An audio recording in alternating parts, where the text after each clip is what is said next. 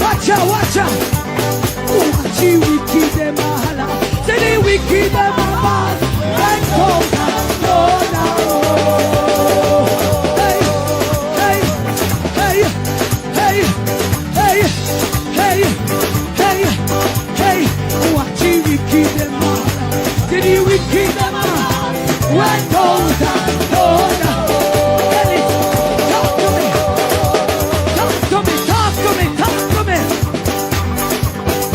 Say how we are gonna do this. Boy, ready? Ha ha ha. Ready?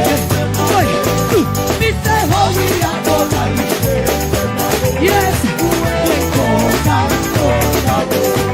Boy, sit down there, sit down there, sit down there, sit down there, sit down there, sit down there, sit down there, sit down there, sit down there. Boy, sit down. Boy, sit down, sit down there. Sit down there, sit down there, boy. Sit down there, sit down there, sit down there, sit down there, sit down there, sit down there. Watch you wicked them man, did you wicked them man?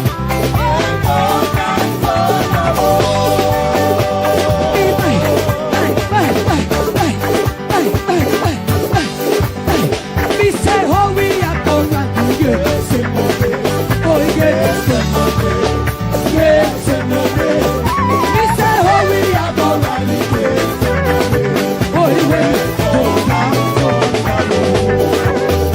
Jesus, boy, watch out.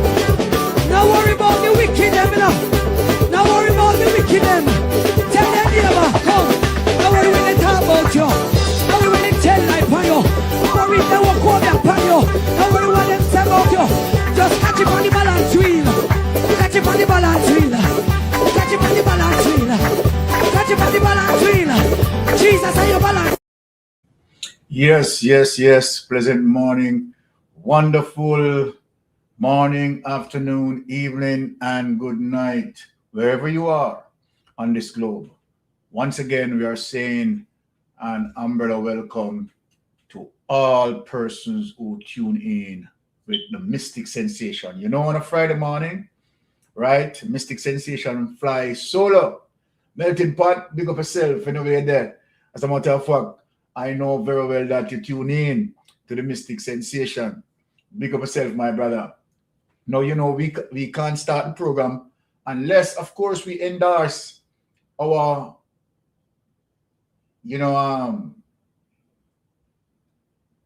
our people in the chat, right? All right. Now, Beverly, right? 975 is the first one here. And Dorothy McCoy, bless yourself. Paul Wilson. Right, let me get down in the juggling. All right. Veronica, Delia Headman, Linnell McCormack, Falmouth Girl, big up yourself, Falmouth Girl. Peter Stan, blessings. Matthew, God bless. Laverne P9R, Matty Lewis, right? Big up yourself. Right, Rice, JA5138. And of course, we have Unique Ray 4459. Winnie, Sister Winnie, bless herself. Right? And of course, Joan Allen, right? Bless up herself. And a Seaga Dad 6340. I hope I'm not, I'm spoiling that person's name. And Pamela Clark, bless up herself. And all those persons who are tuning in at this time. Yes. Now, the situation as it relates to Kennedy Thompson, bless up herself as well. Situation as it relates to Dennis Garden still seems to be a burning issue as it relates to how he was treated quite unfairly. And we have Comrade Philip Paulwell, Member of Parliament Philip Paulwell, has spoken on the issue. Because, we have to make sure that, people are dealt with fairly. And I don't think that, due diligence, being executed, right, as it relates to a lot of persons coming out and, as it relates to NNN, accusing Dennis Garden appears to say that he may have done something wrong. And, we looking through the entire situation, we just can't see, right, in terms of anything to suggest any wrongdoing, right, that was done. And we are surprised to see how the Jamaica Labour Party spin doctors, right, are attacking the situation and try to just basically, right, make a mountain out of a yam hill, because that's what it is, really and truly, making a mountain out of a yam hill. So without any delay, let me just have you listen to what Philip Paulwell has to say about the Dennis Garden situation. I'm so much really, feeling it for Comrade Dennis Garden, that, he's carrying such a burden, bearing such a cross of political wish hunt. Really so sad. And the truth be told, in terms of everything that Dennis Garden had done, right, was his effort in terms of helping, right, Jamaican people, in terms of affordability, right? Now, as it relates to even the dialysis service in other areas who offering that service, right, the amount that they have been charged. And Dennis Garden, right, service brought down the price to roughly about 50%, right? Amazing. And yet he has been literally crucified. It's just not fair. Just not fair. So let me just put this and let me listen to what, of course, Peter Phillips is saying. And I am happy that Peter Phillips coming out and speaking pertaining to that. So let us listen to this. Is a release from the People's National Party Media Unit. This is Philip Paulwell, the leader of opposition business in the House of Representatives. I wish to raise serious concerns regarding the Ethics Committee's reported decision to summon my colleague, Member of Parliament Dennis Gordon, to reappear before the committee. This is despite the fact that the matter in question has already been fully considered and approved by the House of Representatives. Let me be clear. The Ethics Committee had already examined the exemption request, reported its findings to the House, and the House subsequently approved the motion.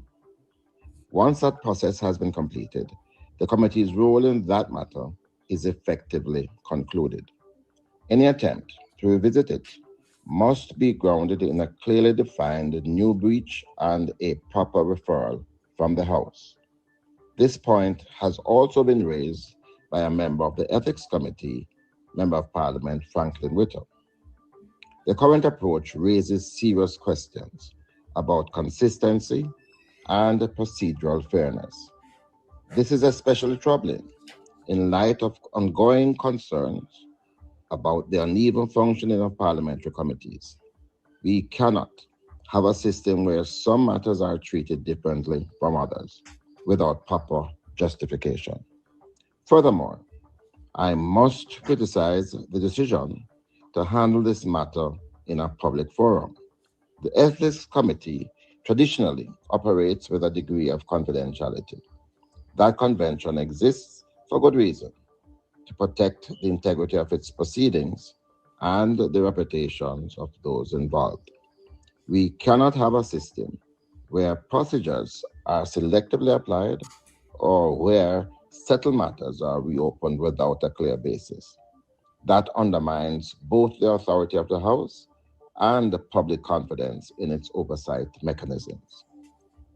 The opposition is therefore calling for clarity on the scope of the committee's actions and for strict adherence to established parliamentary rules. The integrity of our democratic processes depends on it. at pnp.org.jm or Right. Let us take that away. Right. And, definitely, I believe, in terms of that, that is a very fair statement, right, coming from Philip Powell. Now, let me speak on the matter briefly as it relates to the ethics committee and bringing, Dennis Garden, right, before the ethics committee. Now, Philip Powell speak about the consistency of procedural fairness. Now, let us deal with the matter at hand. Based on everything that you look on, Dennis Garden has not committed himself, point blank and period. Let us use our intelligence in this matter and deal with the situation in a very fair way. Now, as it relates to consistency in procedural fairness, let me ask, if the ethics committee is going to be fair, transparent, and balanced, my question, why Andrew Holness, the Prime Minister, has not placed before the ethics committee? Let us all think, Jamaicans. Let us all think. And based on what we are seeing here, we are seeing a full-blown dictatorship. Why Andrew Holness needs to go in front of the ethics committee? Number one, his statutory declaration cannot be certified. It's very serious that the person who at the helm of our political system having problem as it relates to illicit enrichment. And we are monkeying around, we are making jokes. So we bypass that. We are not looking as it relates to the situation of fairness and transparency. What is it you are saying? That Andrew Holness, who was a serious situation, a dark cloud hung over his head, has not placed in front of the ethics committee. This is something that mainstream media needs to ask. Now, the second person who needs to go right in front of the ethics committee is, of course, Darrell Vaz. Darrell Vaz. If the ethics committee can summon, right, the member of parliament, Dennis Garden, in front of the ethics committee, as it relates to so-called being the beneficiary of tax exemption, then how do you compare that with someone who abused the procurement process, lied to the Jamaican people as it relates to $1.4 billion, currently under investigation by MOCA and by the Auditor General? And he's not facing the ethics committee. Compare this, people. You're talking about Dennis Garden being, the beneficiary of tax exemption. You are in comparison with Darrell Vaz, frauding taxpayers.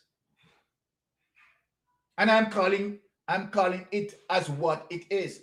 Frauding taxpayers. And he's not before the ethics committee. It's a joke. It's a joke. It's a banana republic.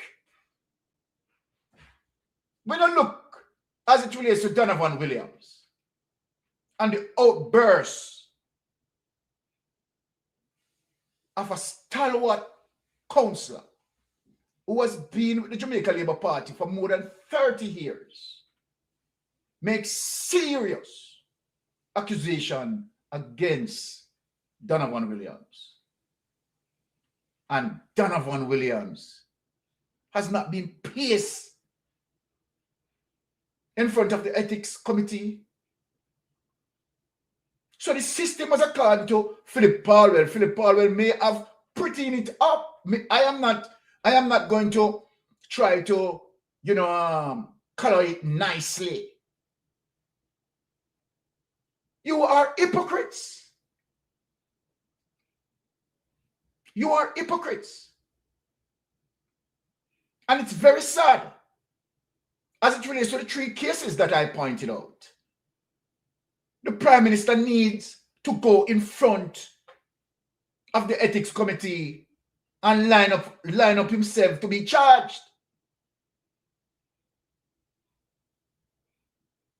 Darrell Vaz needs to go in front of the ethics committee. Yes. And Donovan Williams needs to go in front of the ethics committee. For some people, is that the reason why they are saying that I am politically biased? I shouldn't be saying these things because what I am saying, I am not being fair. Well, I want you to look at the situation and see if the system is fair. All of these persons who I have mentioned have done serious atrocity to the Jamaican people. And not one of them put before the ethics committee. And you call that justice? You call that balance? You call that fair? And you call that responsible? It's a joke. It's a banana republic. This is a dictatorship. While Andrew Holness being allowed to scam and rob taxpayers, I'm not going to pretty it up. Andrew Holness and his administration allowed by the Society of Jamaica to rob taxpayers and scam taxpayers and scam investors. That's what the society allowed him to do and get away with it. The society allows him to do that. Where is PSOJ to come out and cry shame about the Prime Minister, cry shame about Donovan Williams, and cry shame about Darrell Vaz? Where's the PSOJ? Where's the umbrella group of church? What happened to civil society? They're all gone wrong and only embedded in what we call alternate reality? We don't know what is truthfulness, and we are confused between the truthfulness and the lies because we have lost our moral compass. Or is it because we are parties of the crime? It's a callous shame, Jamaica. It's a callous shame. Now, let me show you Jamaica as it relates to the seriousness of where the country is going. The country is going to the abyss, no doubt about that. But I'm going to show you some serious scam that taking place currently taking place with the Andrew Holness administration. Now, Andrew Holness is in government 10 years. And we have Hurricane Beryl and we have Hurricane Melissa. I want the people to listen to me.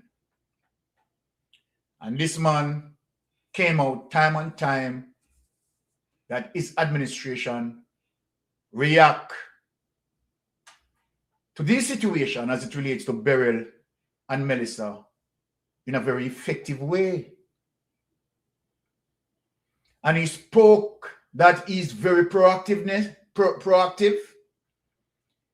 He spoke that if he is to grade himself, he'd have given himself I-90s. That's what the Prime Minister said. That's what the Prime Minister said. And here it is, right? The Prime Minister speak, right, about solid drainage system. We have seen the other day some torrential downpour and the amount of damage that has done to our infrastructures. But how long Andrew Holness administration is in government, facing several torrential downpour. As a matter of fact, Jamaica is in a tropical climate zone. So it is seasonal that we have these torrential downpours. But how the Prime Minister prepare? How the Prime Minister claim that he's proactive? Now let me remind the Prime Minister of something. My Jamaican people, look at this. Let me just take you through the mess of this administration. This administration is a disgrace to Jamaica. A disgrace to Jamaica. Look at this. And we are going to read it. Now, let me see if I can push this up some more. Want you to read it. Okay. All right. Good enough. Jamaica Prime Minister Andrew Holness has emphasized that proper drainage system are essentials for building durable roads. We all agree with that. Arguing that infrastructure must be built with integrated drainage to prevent water damage. He said it right there. He said it right there. The Prime Minister said it clearly right there, but the Prime Minister is a scammer. The problem that we have with the Prime Minister, and it's several verbatim, speaking all the goodies that he knows that you want to hear, delivering all the good message. But you know, Prudence said, action speaks louder than words. And we have seen the consistency in terms of the Prime Minister being a scammer. Now look at this. Under his administration's Sparks Program Strategic Plan for Agricultural and Rural Kinship Rehabilitation, a $45 billion initiative, road rehabilitation projects are required to go beyond patching and include enhanced drainage. This is what the Prime Minister is saying, you know. Proper engineering and high quality paving to ensure long-term durability. This is what the Prime Minister spoke about. I want for all of us to see this as it relates to where I'm going. Bulletin point number 1, integrated approach. Holness has urged a shift away from building in silos. You hearing? Pretty up that? Toward an integrated planning approach that aligns roads, drainage, utilities, and climate resilience from the design stage. Want to hear that, people? Have you heard that, Jamaica? Have you heard that? The Prime Minister have an awareness, right, of all what is wrong, have an awareness of the appropriate approach that we need to take. And the Prime Minister came out and made several utterances in this regard. But as I said, action speaks louder than words. So then we have seen that the Prime Minister, right, is so good when it comes to the PR. But when it comes to the action, the Prime Minister administration draw nil, zero. Now let us go back again in some of the breakdown to show you and prove to Jamaica that this man is nothing but a serious scammer, scamming Jamaica taxpayers. Now look at this. Bulletin point number 2. Drainage as a component of quality. Here is it, the Prime Minister spoke it. Drainage as a component of quality. Under the Spark program, roads are being built with proper drainage and 5 to 6 inches of asphalt rather than just superficial fixes. Now let us read that over in terms of where I'm going. Drainage as a component of quality. You see the Prime Minister level of awareness? And here the Prime Minister now lament. Under the Spark program, roads are being built with proper drainage and 5 to 6 inches of asphalt, rather than just superficial fixes like what Anne-Marie Valls used to do, and that is one of the reasons why she was voted out. Now here the Prime Minister, preventing structural failure. He has noted that inadequate drainage is a major cause of road failure and that fixing roads without addressing drainage is ineffective. Jamaica, I want to read that over again. Preventing structural failure. This is what the Prime Minister is saying. The Prime Minister awareness.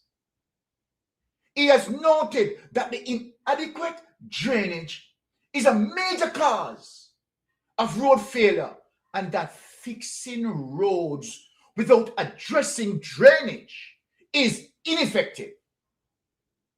The Prime Minister stated this. Contractor accountability. Under new standards, contractors are being held accountable for building to standard. And if a road fails due to poor work, the contractor will not be paid again to repair. He has often highlighted that while the government has invested heavily in roadworks, many of the country's older roads lack the necessary drainage infrastructures to withstand heavy rainfall. Now I'm going to show you now some of the new roads that the Prime Minister administration had built and what happened. After we hear all of this, what the Prime Minister has been saying. Tell us shame. Right? The Prime Minister is indeed a big old dirty scammer. He's a scammer. Now, Jamaica, look at this. Remember, I showed you what the Prime Minister said, what the Prime Minister spoke about, the Prime Minister awareness in terms of drainage system. Remember, we are in what we call an hurricane belt. Jamaica cannot move from that location. Right? We are within the hurricane belt. And the Prime Minister acknowledged that we need to have solid drainage system so that these roads can be more durable and more serviceable. That's what the Prime Minister stated, the Prime Minister mentioned, and I have shown it. Look at this now, Jamaica people. Look at this. Recent, look at this. Let's look at this, Jamaica. You tell me now, Jamaica. Look at this. That sort of section of Eastern St. Thomas. So these are some of the roads.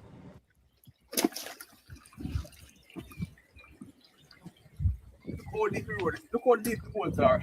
You see how deep the holes are.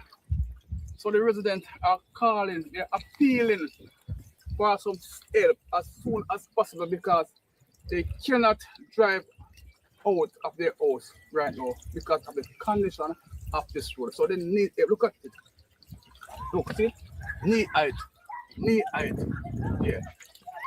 Whole road is like this from down the bottom, go right up to Bob Guava. And this is the road that takes you right through to Needham Pen. Pipe road back to License Road.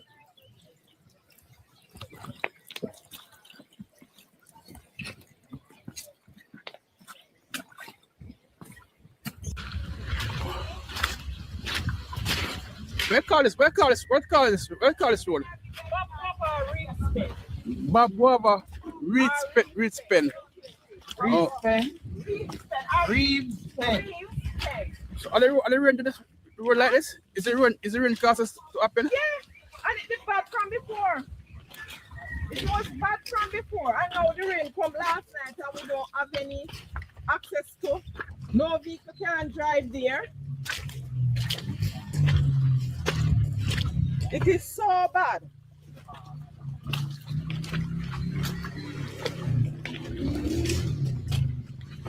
Don't bother. Tell me about it. Helicopter parts. Tired of this situation, nobody don't respect us, nobody don't PNP come no work, JP come no work and the same thing, on the promises. So go this way. The whole entire road is so extreme. Where are you, man?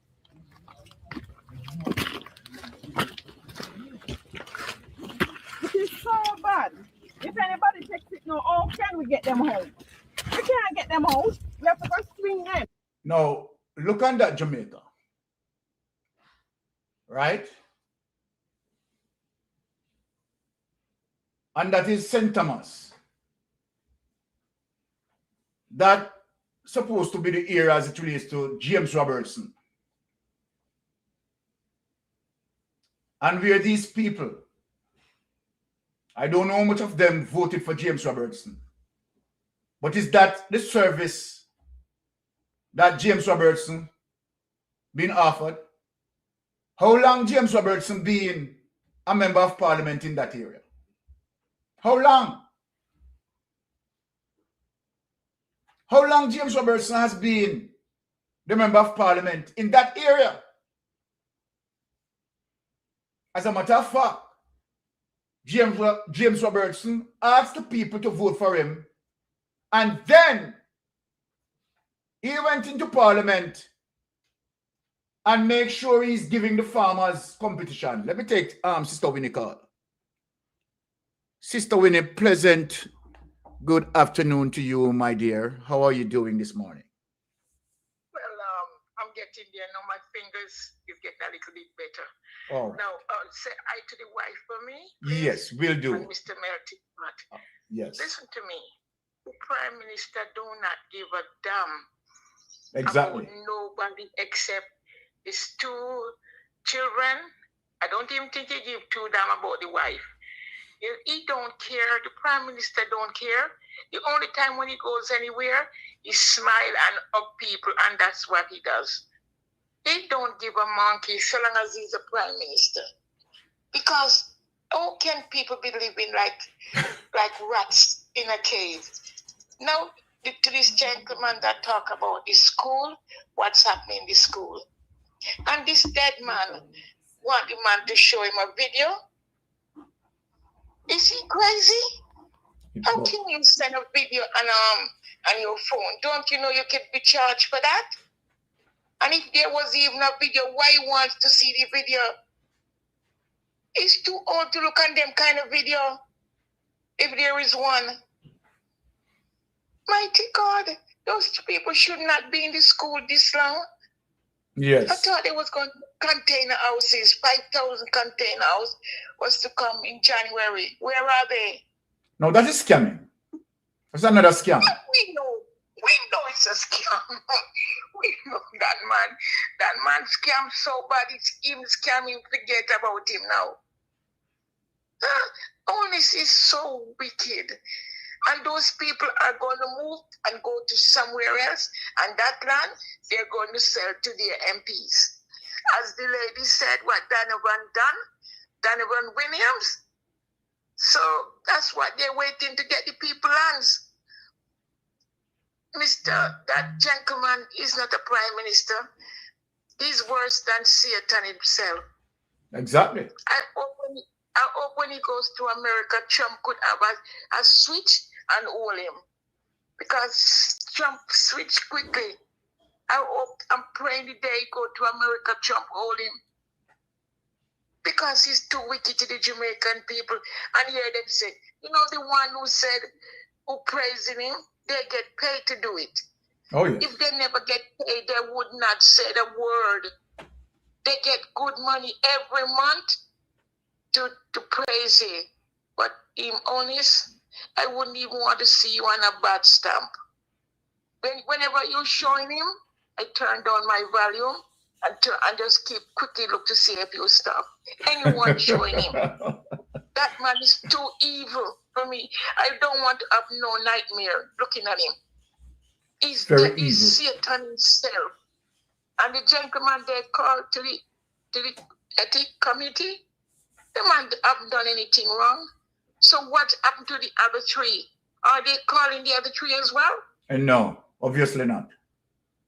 So why should he turn up if they're not calling the other three? It's crazy. It's crazy. It's all Honest doing. Honest want to take us away from what Rosalie say. Exactly. And that's all there is.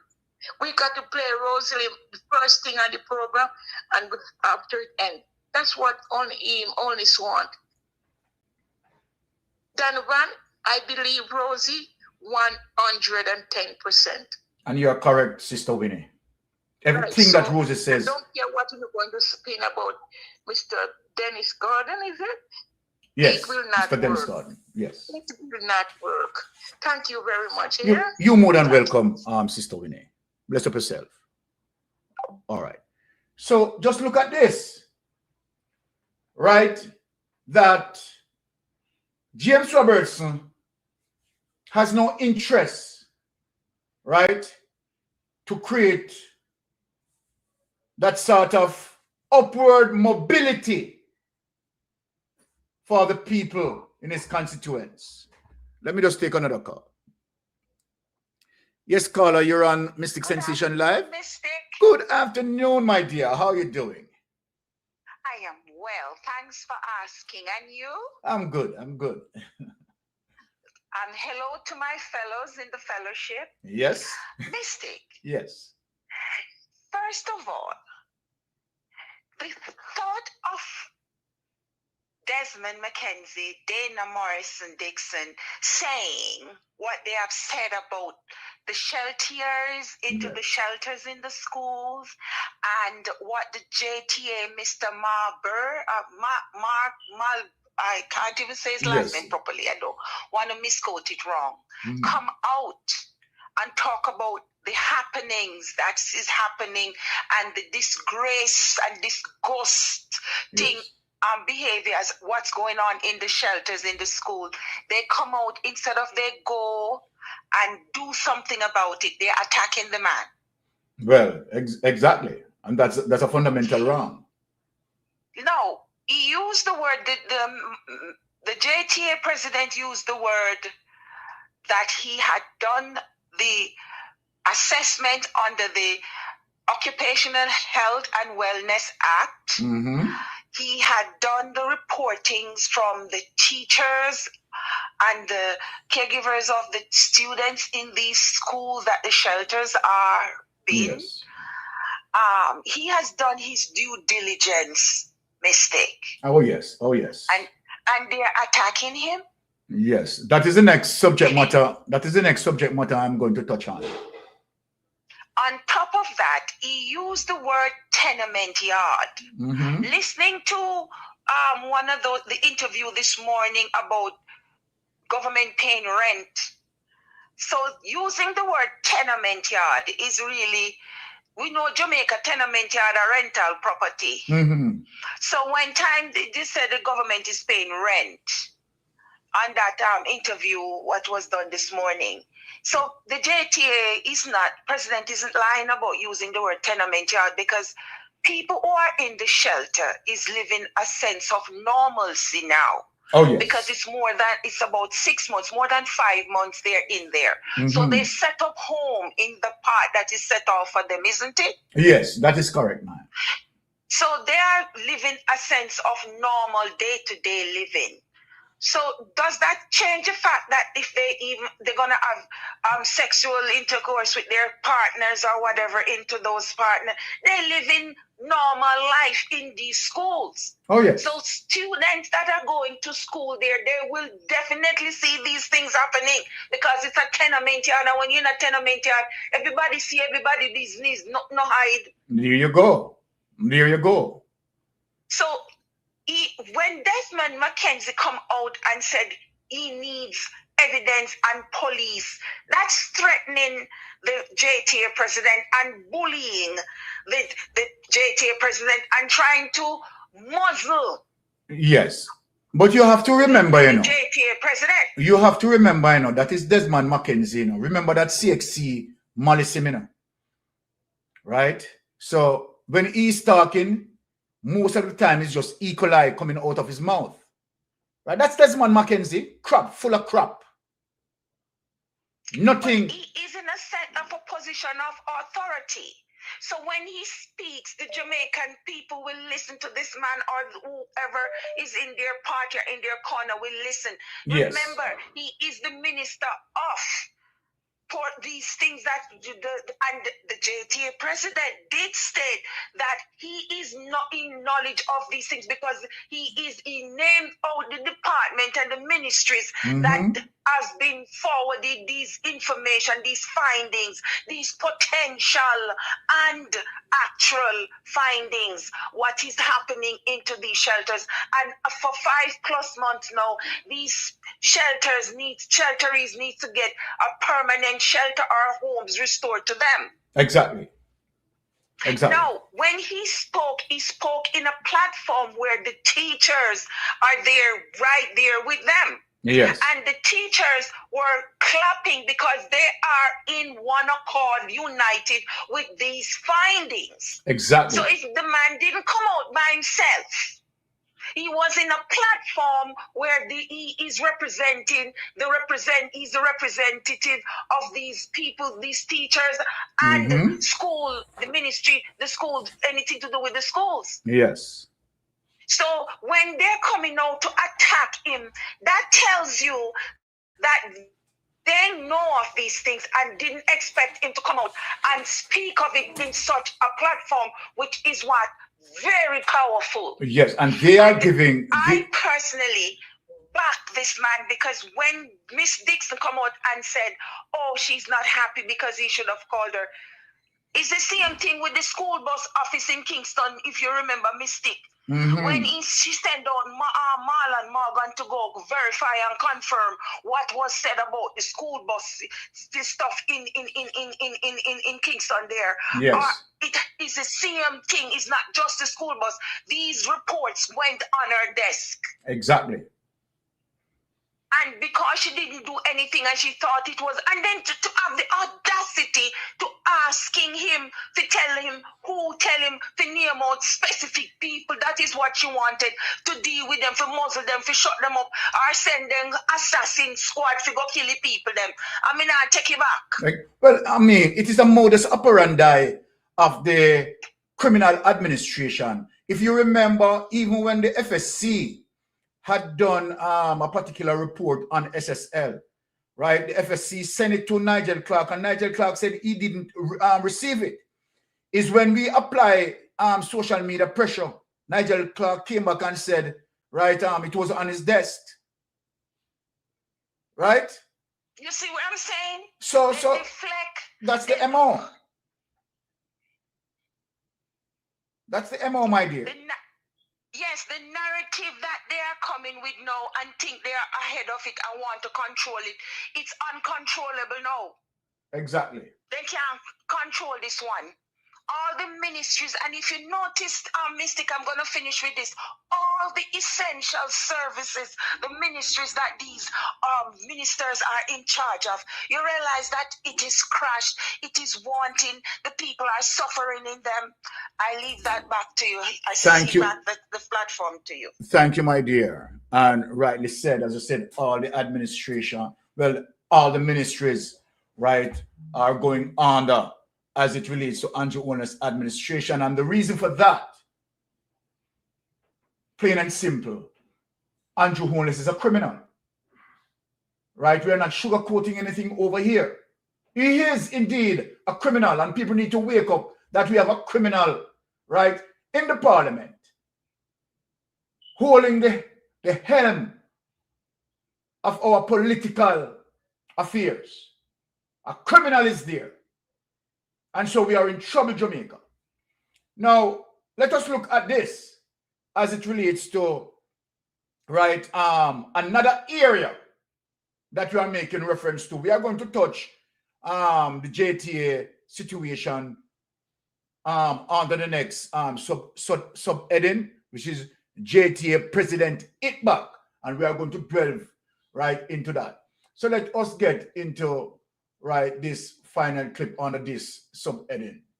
Right? Now look at this, Jamaica. And remember, you know, that I showed you where the where Andrew Holness came out and talking about drainage system and all of that. You understand? And these are the things that show you that it's a scammer. Look at this, Jamaica people. Look at this. Let us bear the truthfulness here. So this is over Lindvall. See it? All right. So I'm going up to the bridge now. Let's see what's happening out here.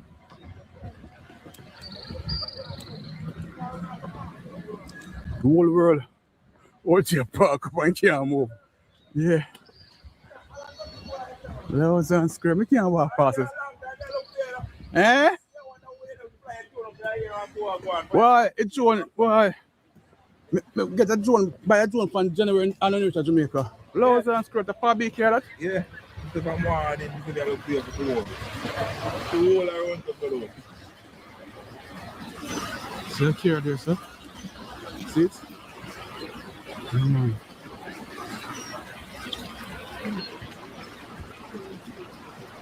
Jamaica, just giving you a snippet of these things, right? I am showing people who is Andrew Holness. He will say all the right things that you want to hear because he's a scammer. People, we just need to get that in our heads. He's a scammer. And Andrew Holness is doing everything to show Jamaica, yes, indeed, I am a scammer. What you think is in why you think he had gone into Cash Plus? Why you think he had gone into Olint? Why you think he had gone into SSL? And who did he scam? Investors. Investors. So any Jamaican who want to believe in what Andrew Holness is saying, well, you lick your head. He is a scammer. His administration is what? You know what hurt me? In terms of how hard Portia Simpson and Dr. Peter Phillips, right, when they got the economy in their hand, the economy was in crisis. That the administration prior, where Andrew Holness was in that cabinet, and where Andrew Holness in 2011 was a Prime Minister of Jamaica, right? Portia Simpson had taken over, right, a country that totally was in despair. And they fought hard, crawl on their knees, and go and spoke with Maxine Walters to even get an IMF seating. And you are telling me, Jamaica, that Portia Simpson and Peter Phillips had worked so hard and gave Andrew Holness a red carpet economy. Mighty God. And you see, this is the reason why I so pissed. I am so hurt when you have some people who are ignorant, some people who are just simply demons and evil talking about PNP and GLP are a one of a kind. In all my Jamaican people, and I'm speaking the truth and nothing but the truth. The 4 prime ministers of the People's National Party had done extremely well to move the country's economy forward. They have done that. They work on education. They work on the macroeconomics. They work on the microeconomics. They have done all of that. And when you compare the Jamaica Labour Party prime ministers, from once the economy reached in their hand, oh my God, Jamaica, it's just chaos after chaos after chaos. And you have the record. You have the history. Right? And some nincompoop want to nitpick. Oh, the PNP and the GLP, they are one of a kind. Look on the furniture scandal. Look on the Shell waiver. Have you seen the amount of social programs that PJ Patterson had done? You didn't realize that when Michael Manley handed over the economy to Edward Seaga, what was the debt per GDP ratio? What was the debt per GDP ratio? Are you doing the research? It was 63%. Jamaica, let us speak here. Let us speak truth to power. I don't have to read anything. It's all up in air. When Michael Manley, as a result of Edward Seaga, victimization and lie and propaganda, said that Michael Manley going communist. When Michael Manley handed over, what was the debt per GDP ratio? Let me just take this call. Yes, caller, you're on Mystic Sensation. Please go ahead. Please turn off the device in the background. Please turn off the device in the background. I will. Thank you, my dear. I turn it down. Yes, my dear. Good afternoon. Blessings. Mystic. Blessings, my dear. I am just calling in because there is a sore point bothering me from yesterday evening while you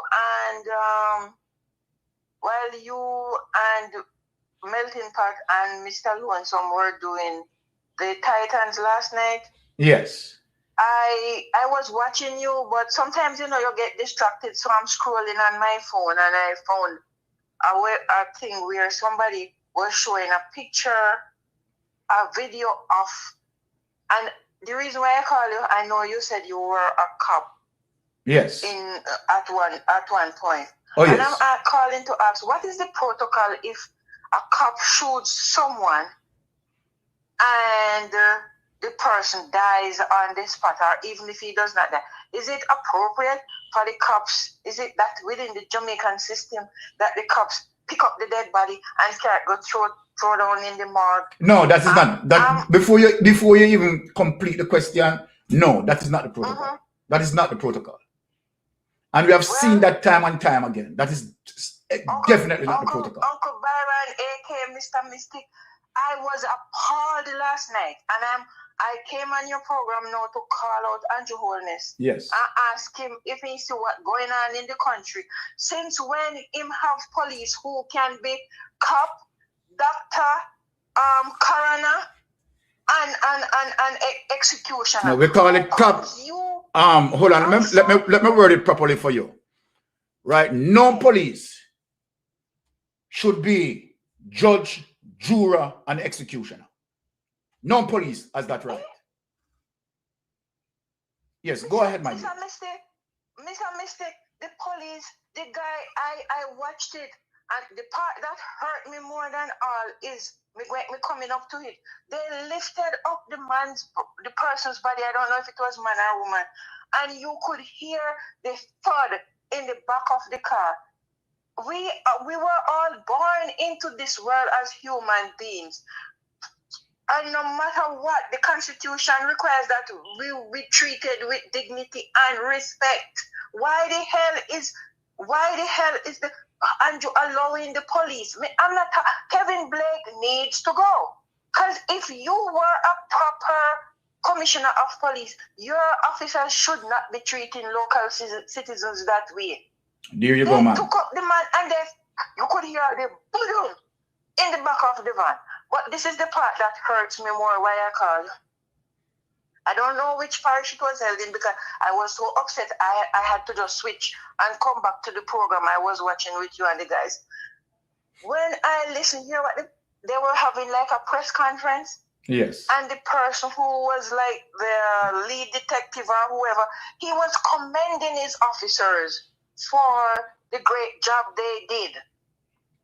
And the only bother he had was a video that was circulating, and he's hoping that video was not done by any of our members. Hell no. Guess what? The whole owner need to go to prison. You don't kill people in cold blood, and because your prime minister sit down and can't talk because he's a criminal like, you know?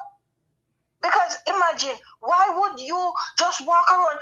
Everybody has a right to a fair trial and everything. If somebody does something, get them and take them to court. Why they just killing off the young guys like this? And then I'm bad-mouthing people and bad-mouthing the whole district as if to say, a pure bad people live there and to get rid of them, you have to kill them. No, that's not the way it is. People they can be reformed, and the people, some of them bad. But I don't know who is bad until when the judge try them. And that is why we have a judiciary system. Why the police must be judge, jury, and executioner? Who give them that authority? I thought when a person die on the street, you call in the coroner. You call the paramedics first. The paramedics come, and they probably have to take him to the hospital to pronounce him dead. Then the coroner takes over from there and an inquest start. Why police grab people body and fling it down like a dead animal? So these people are, you know what, I don't even want to go there because I am totally mad. Andrew Holness and Kevin Blake and the hog one from Montego Bay, where them call him, what name again? The Chinese one. The whole of them should have been left at the hospital. Oristron. Some have named them. Because if Hog didn't name them, we wouldn't be going through what we're going through now with our children. You can't take people picnic. As bad as they are, there is place for them. They can go to prison. You don't have to shoot them. But you know what is happening? The whole set of them, they have they have some money coming into them from dead bodies, and that's why I don't do Mr. Dennis Wayne. So that's why I'm not calling out Mr. Dennis Dennis Garden. So I'm not doing that to Mr. Garden because I don't love to see dead body. They love to see dead bodies because when the bodies go down to the funeral parlor down at Maypen, you don't have money I get off of it. You know, wicked, nasty. I am so mad. Why? Why you have to do people like that? My second thing is, I saw this man. He's the minister of what is it again? Local government minister. Okay, Desmond McKenzie. I don't even want to call his dirty name in my mouth. This old rogue.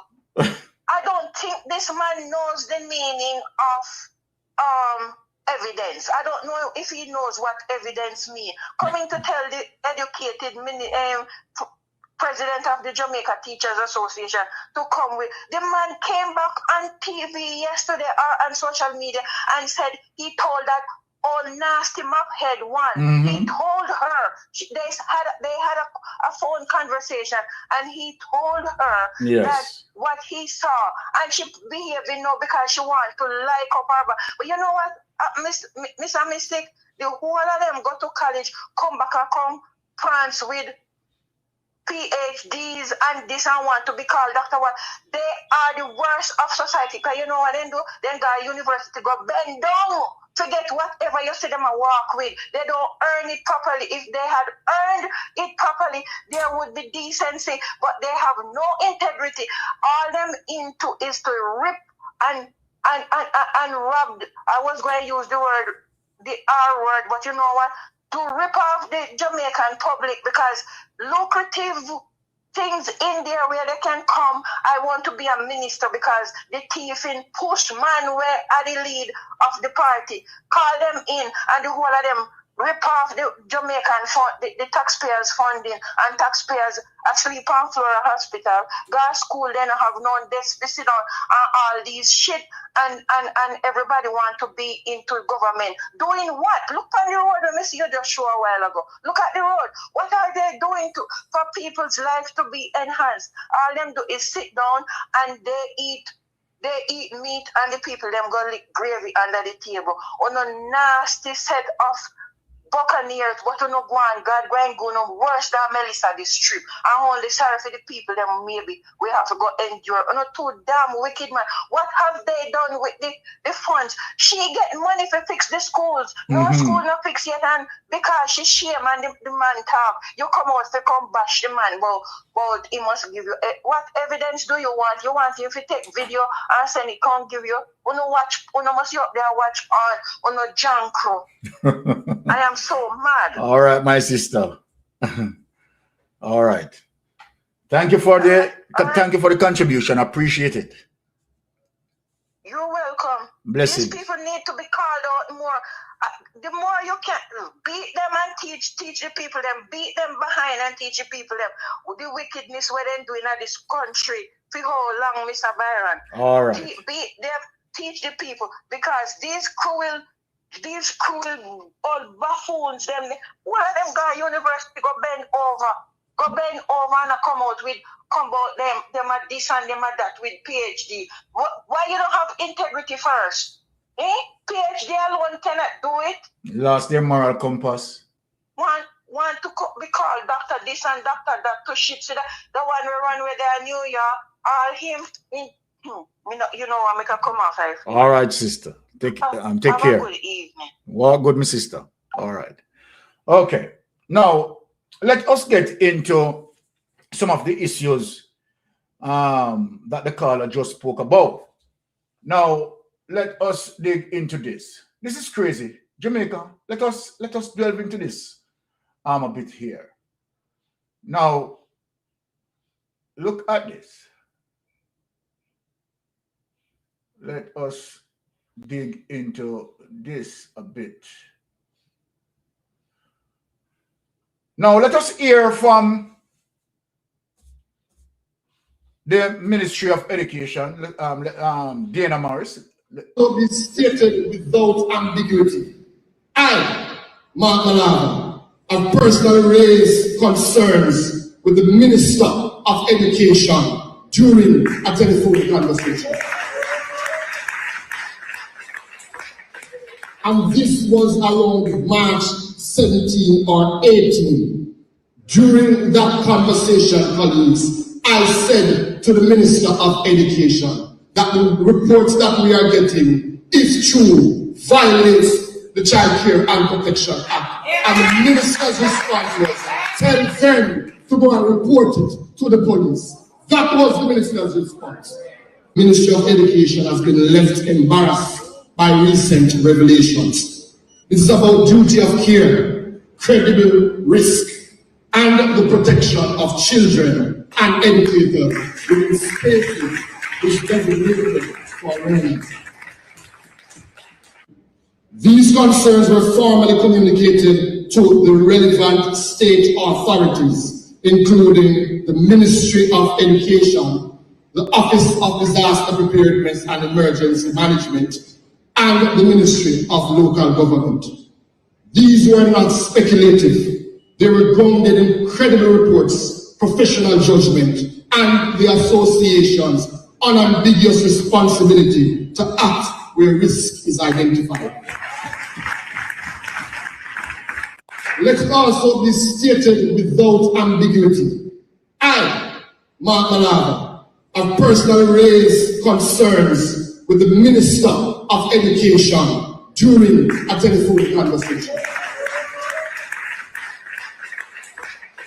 And this was around March 17 or 18. During that conversation. All right. Now, this is quite serious, my Jamaican people. And we are going to dig into it.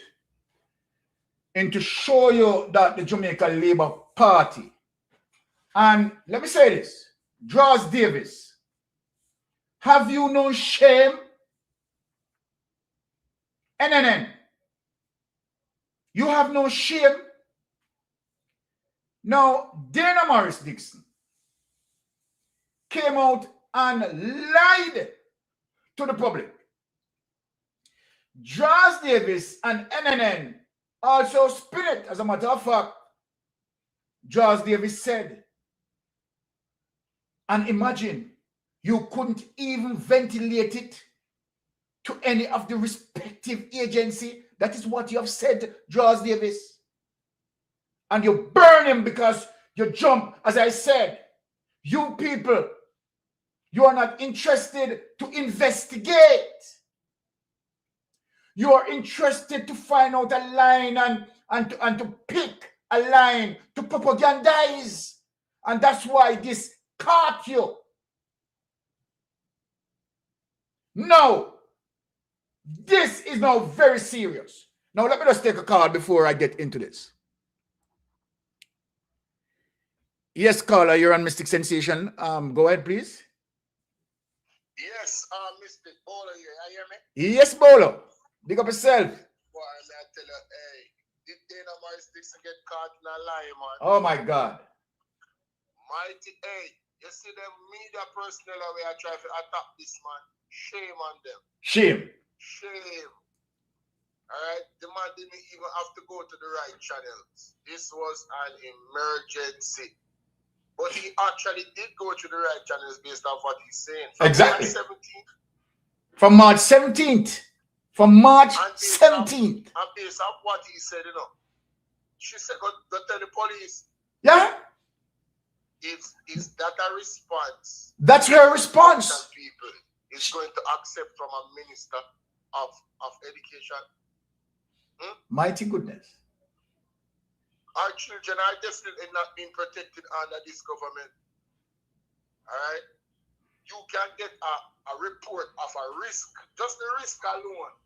You don't need any evidence. Just the risk alone. Exactly. I'm going to talk to this man, Mackenzie, man. I said, listen, I'm getting reports, you know, right, that this and this is happening.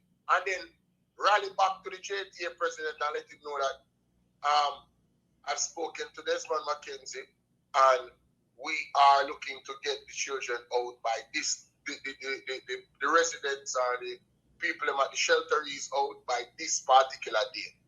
If she had communicated that to the man, I think the man would have go public. Exactly. The situation I get rotten, you know, and the man I try to protect him children. There you go. Here comes another individual where the JLP is demonizing that is a hero. Dennis God. There you go. President. Right? Them not do the right thing, them not govern the right way. All they are trying to do is to protect their powers and their status quo and protect this false image that they have put out there. You understand, about them governance. And all of it is being torn down if you notice. Yes. Everything. God does appeal back in there and them people open their eye. But I'm just appeal for labor and them open their eye. God, blessings, Bolo. So, you know, when you look at that, And let us also get into the cleaner, right? Apart from that clip, right, to show you that mainstream media has now carrying the very same thing, right? Here it is, my Jamaican people, right? So we saw that clip with Mark Malava, right? Speaking to let the world know, right, that he had gone through the various stages, right, of responsibility in terms of the areas where he needs to ventilate the issues, right? And you have Dana Morris came out, right? You have Chin came out, you have NNN came out, right? And politicizing the issue. But that's what they do. That's what they do. Now, here it is. JTA President Itzbach says education minister was told about school shelter allegations, and Dana Morris came out as if she was surprised of the information, and how could it be that the person did not follow the protocol as it relates to the line of communication. That is what you left out there, Dana Morris. That is what you're spinning out there, NNN, Jaws Davis. That is what you're spinning out there. That the JTA president has to be political. It is some political agenda to get down the Jamaica Labour Party because he did not use the appropriate line of communication. Vicious and wicked. Let me just take this call. Yes, caller, you're on Mystic Sensation. Please go ahead. Blessings, Godfather. As I got. Even Blessings. Sometimes you say Ace, I got 634, but as I got it, man. Okay. But McCall, because it is so profounding and so disgusting when you listen to these things. I'm going to say a big respect to you and Melting Pattern. Thank you. The other Godfather, the Lonesome. Lonesome. I'm going to tell you to teach me some things as a youngster when it comes on to who really stabilized the economy and the infrastructure schooling when it comes on to both parties. Yes. Like, Can you amplify? Hold on, caller. Can you amplify your voice? Because some people are saying that they're not hearing you properly. Okay. I hear me now? Yes. So, one of the things that were baffling me the most is the fact that come like Jamaican people get senile. Like when I'm hear about something now, and then next week, because it died on, if couple months after it come up again, nobody remember it. First thing I want to say about the situation, why this lady is a liar. Who remember when the report come out about the sexual assault on the girl in the same Petersfield school? Mm-hmm. And what was done about it? Nothing. Nobody did anything about it. And that report was sent to her. That was in the media, that there was a sexual assault going on in the same school. So if a sexual assault occurred at that time, how is it now you're going to come out in the public and tell people, say, there was no report of the situation when it was in the media at first? So what are you trying to tell me, sir? I remember saying, no, because of the same sexual assault 1 week after they were placed in the school was the reason why Deadman Mackenzie come out in December and said the people them going to have to leave, whether or not they like it or not. So all of a sudden now this man is lying. What we mind it? What we really think? Are we really about the change of this country? No, it's about corruption, my brother. Strictly corruption. This can't make no sense. You know that I used to respect this lady called Miss Kitty until I listened to what she's saying this morning about this JTA president. Yes, I heard her. So why I always tell people, you see, if me talk to a female, and me in a serious relationship where you tell me, say, idolize these type of people. Right there, and then it done in a mama. Because these people can't be real leader. You know why? these people are compromised. So it simply means that me in a relationship with somebody we have a compromise too. Because Exactly. if these are the people you look up to, it simply means you think just like them. Be Basically. your own leader. Be your own follower. Be a leader at all times. I want to listen to, let me tell you something again to Godfather. You see that, man? Mr. Malava? Yes. Me can tell anybody that man is a no-nonsense man. That man is my 3rd grade teacher at Jonestown Primary School. Also, so hold on, Carla. You personally know him and you know that he's a no-nonsense person. I know Mr. Malava. Okay. He used to also be the Dean of Discipline at Charlie Smith High School. I tell you, say, Mr. Mark Golden is my MP. That's the community I come from. Okay. That's where I'm from. I know Mr. Malava is a no-nonsense man. Here you go. He's a no-nonsense, and him don't like a liar. Me can promise them, me can pay them any money and bet them that that man don't like a liar. Mm-hmm. He don't like liar. I will tell you, say, if you tell me lie, I will find out. I am glad. Hold on, Carla. I am glad that you ventilate that to us. That you personally know him and you know that he's a no-nonsense person and he's someone, you understand, who stand for credibility and stand for truthfulness. And I'm glad how you are uttering that. Remember, he was your teacher. This is someone who you are vouching for. And I'm glad how you are ventilating that. Yes, go ahead. This man, I remember we are going to primary school. I'm catch up on a little girl and a little boy. 2 of them did in a 4th grade at that time, 4th grade. And then catch 2 of them I do things in our bathroom. Never literally see the motion I go on, but catch the boy a drop in pants and she a drop down her skirt. And so when him carry the 2 of them up the stairs in front of the principal, the girl did a lie.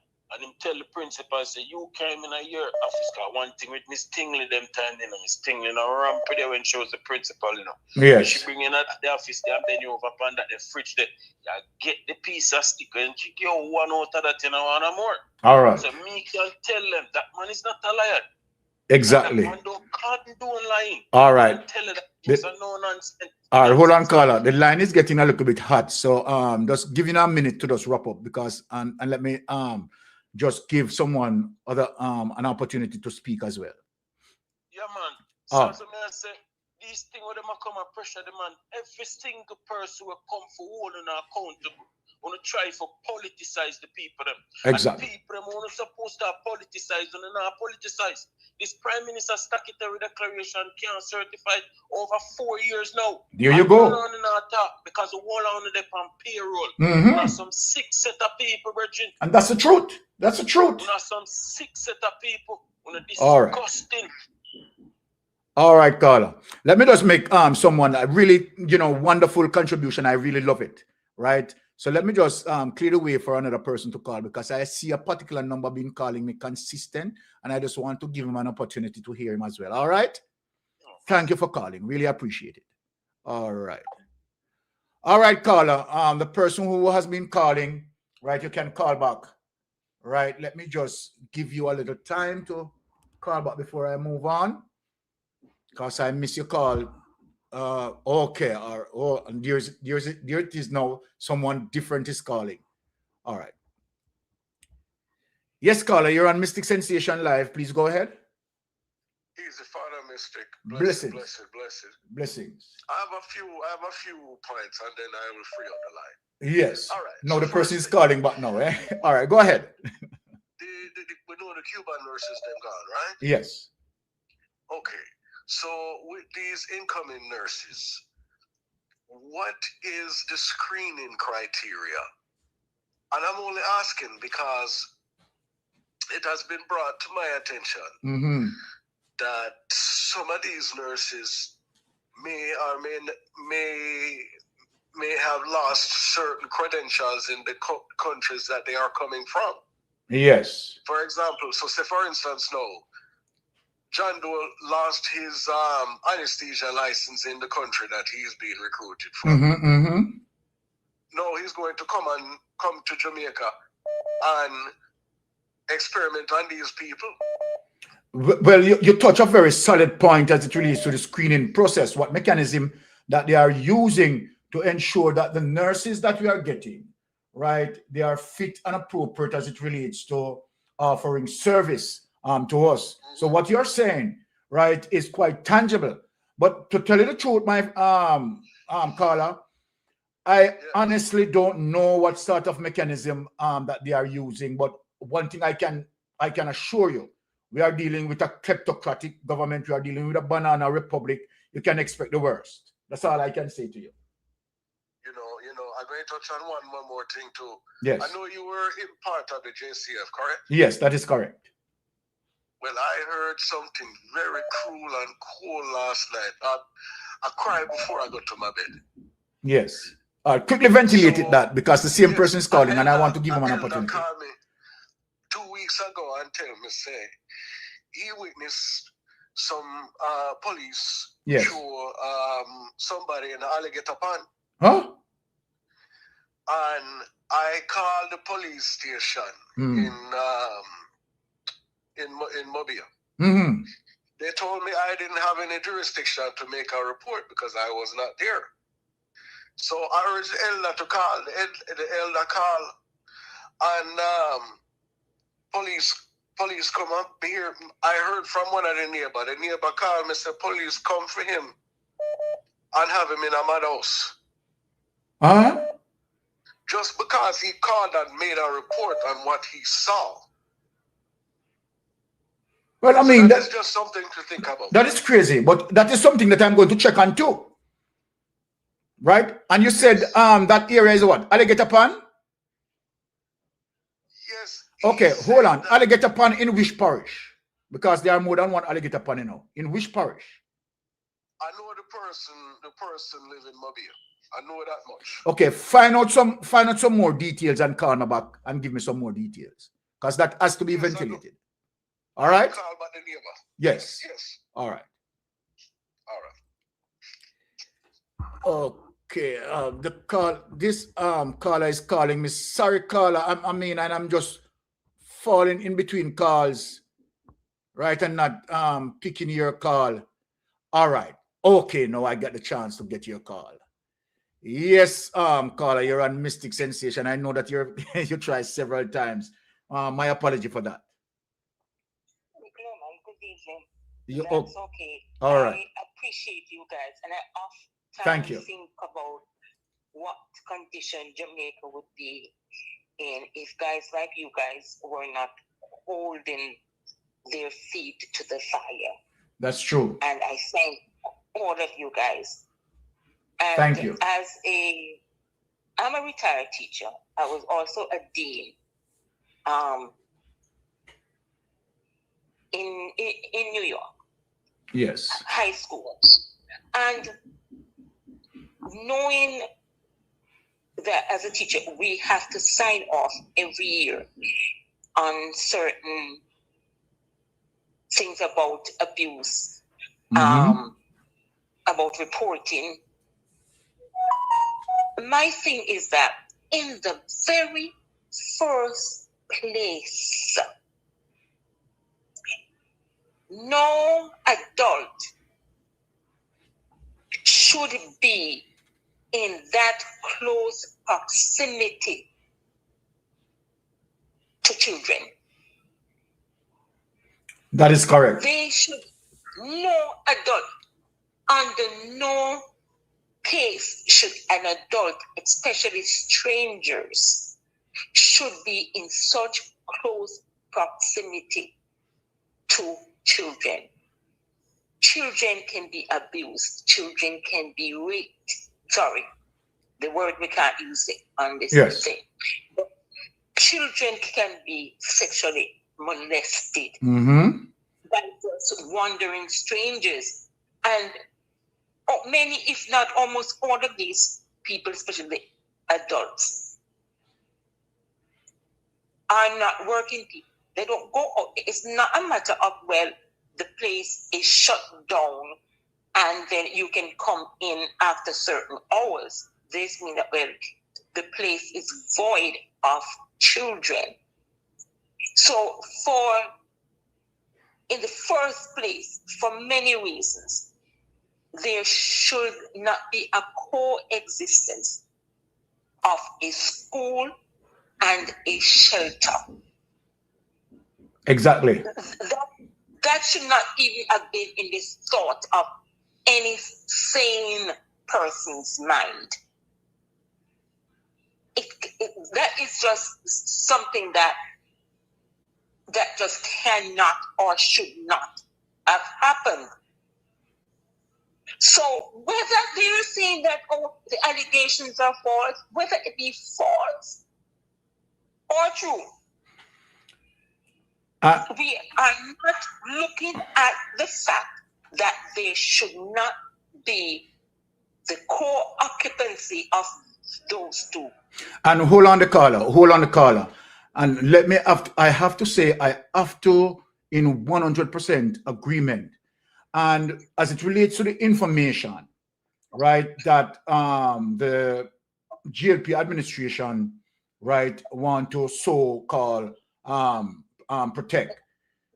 It's whether or not the information is true or false as it relates to the situation of the coexistence. That is a fundamental wrong as it relates to the Child Protection Act. Yes. Because of the possibilities and the probabilities that exist. Yes. So I am wondering now, Carla, what is the point of Desmond McKenzie talking about investigation to prove whether or not it is true or false? That is beyond the point. And this goes to show you how dunce and daft is. Children here are living in danger. That is the point. The point exactly. is not whether it is true or whether it is false. The issue is, why is there a cohabitation? Why is it that should never in the first place, that should have taken place? How can a government in their right mind have that cohabitation existing? Adults with minor, because I'm telling you, as a dean in New York, before I retired, sometimes when a parent come to the school, that parent has to wait at the main entrance. And one of us deans would have to go and pick up that parent and escort that parent to whatever office. The parent cannot even go to the classroom just like that. Go to the office and sort out. Because if a teacher is not available that time, the parent will have to wait until that teacher is not in class.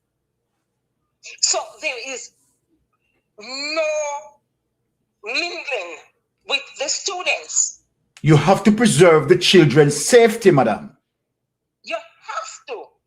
You have to preserve their safety, their bodies, their dignity.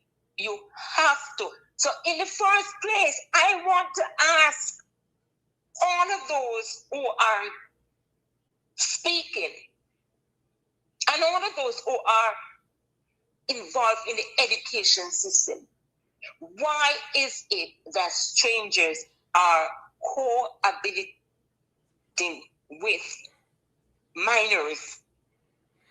That is the discussion that should be out there. That is the discussion. The coexistence. That is the discussion. The coexistence. The coexistence right. is yes. the situation. That is the discussion. Not whether one is lying and one is liberal and one is BNP and one is crazy. And one is crazy. That is not the discussion right now and should never have been to the point where there is a discussion. That is something that you should never allow. It's like leaving a child at home with matches and with candles all around in every room, and that child is just wandering free. Exactly. So one day the child might just light a candle. And you have all that naked gas around. You have naked gas around.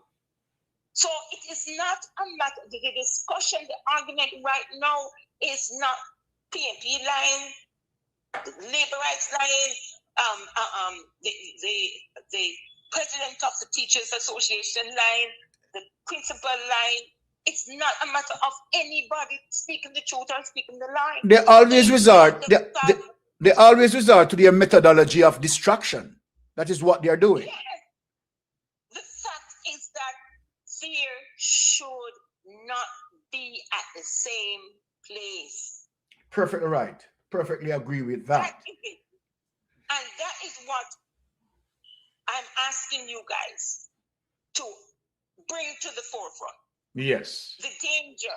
Yes. The danger of having minors with adults in the same physical space. And the thing is, sister, why it is dangerous again, and I'm just saying, you don't know if you have anyone there with any form of pervertish mentality. I didn't want to go there. But we have to go there. I didn't want to. No, we have to go there.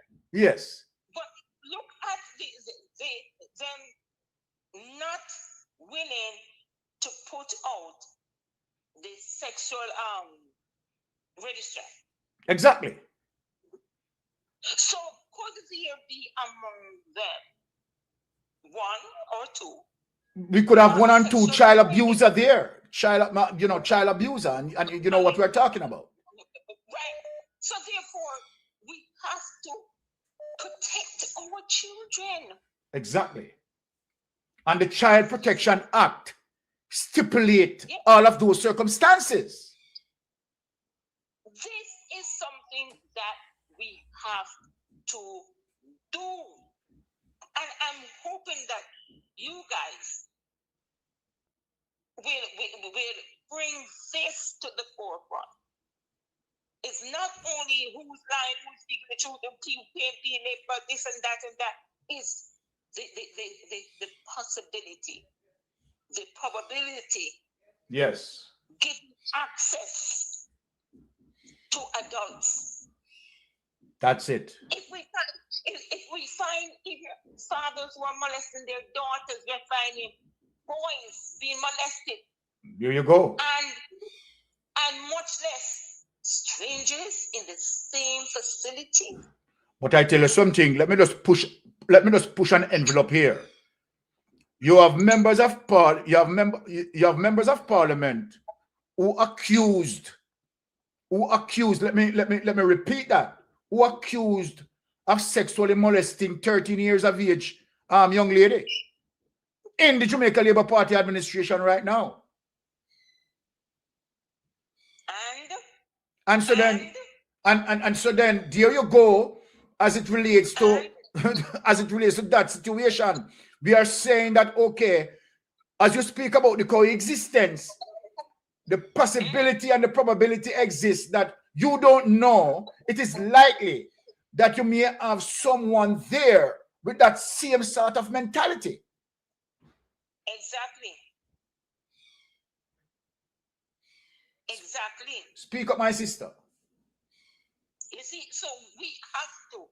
I am hoping that on one of your evenings that you will address this. Yes. That you will address the Child Protection Act. Yes. And what are we doing? Are we going to wait until a child gets, what? Being abused. The possibility of being abused. More than even being abused.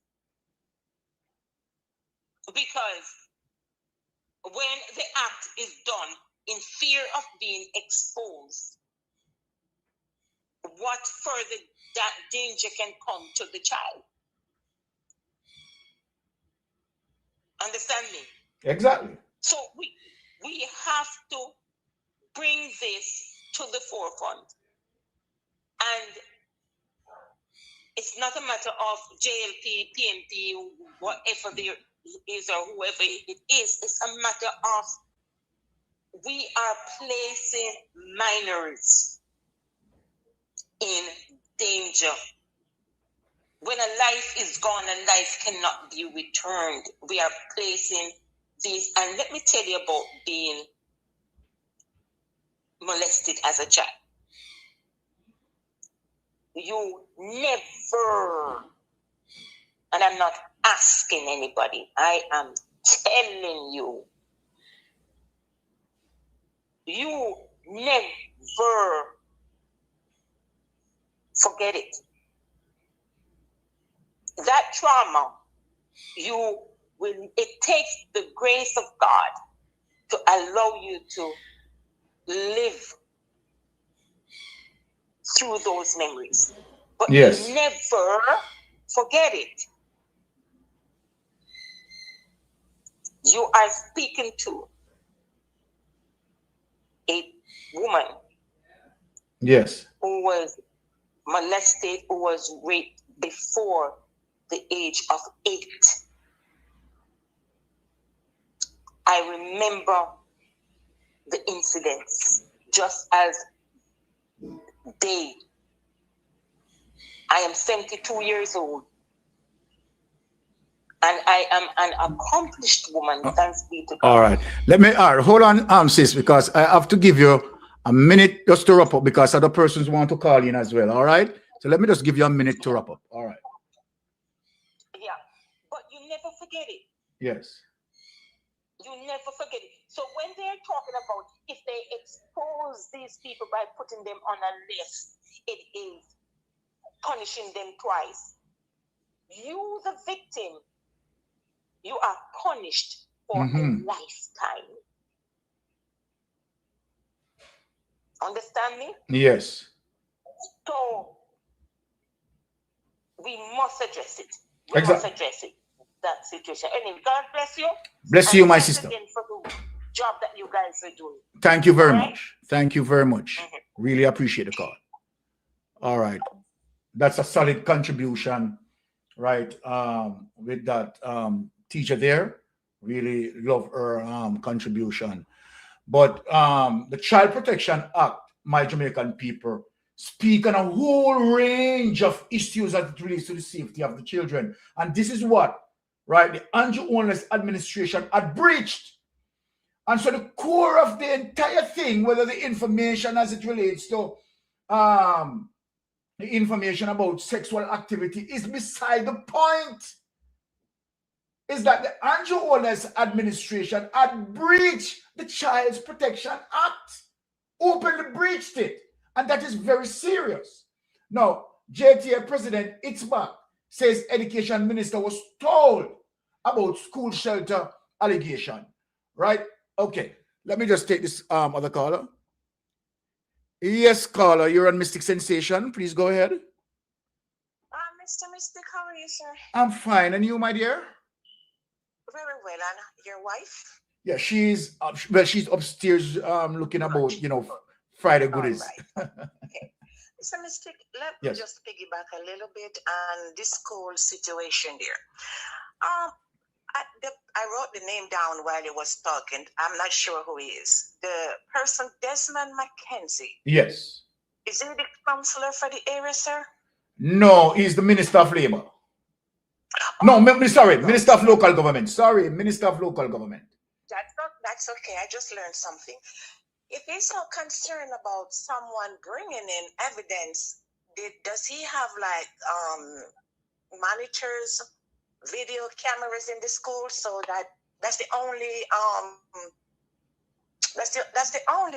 evidence I would see if there is some video camera to monitor the schools. Okay. The children, they do not need to be seen live explicit pronoun. Okay? Mhm. Some schools do have sexual education, but this is not what the children are there for. Yes. Okay?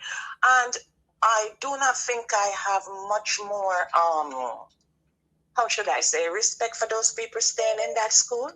Yes. Honestly, they should be removed from the school. Okay? Hold on. I want you to kind it that the government is responsible to properly, right, provide a safe haven for these people. That is the way I want you to kind it, because this is a government responsibility. Remember that these people homes have been damaged as a result of the Hurricane Melissa, and as such, right, the police had placed them there, you understand, to be sheltered. Yes. So it's a responsibility of the government, right, to ensure that they find proper and appropriate place, you understand, Yes. to place them. Yes, that is the way I want you to kind it. Yes. Right. Better protection, have a few security guards monitoring the ground, you know, to make sure stuff like this doesn't happen. Yeah. Right? Because we don't know what kind of people is in the school. We don't know if we have pedophile. We don't know if we have those kind of people. There you go. Inside there also. Right.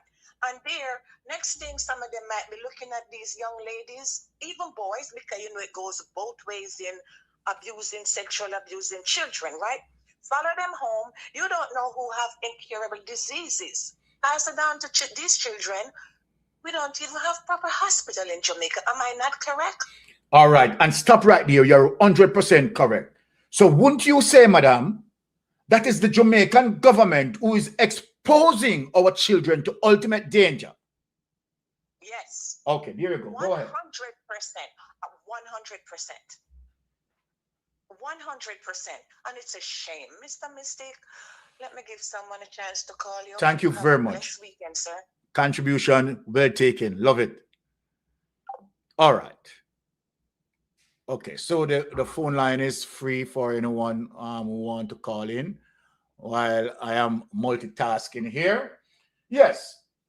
So here it is. Jamaica Teacher Association President Mark Malava has clapped back and clapped back rightfully at critics questioning his report of shelterees committing sexual acts while occupying school-based shelters, declaring that he informed, the Education Minister, Senator Dana Morris Dixon, about the situation as soon as he received the allegation.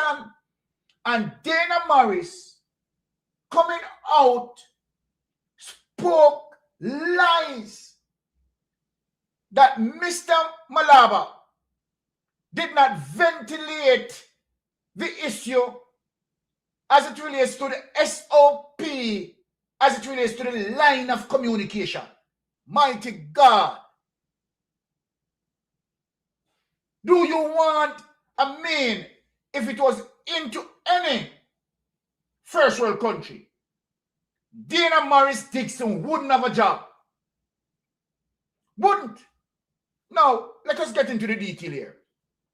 Addressing Thursday's final day of the JTA's 2026 Education Conference at the Princess Grand Hotel in Hanover, Malava said he was disappointed with the Ministry of Education. Let me stop right here and take this call. Did I lose that call? Yes, caller, you're on Mystic Sensation. Please go ahead.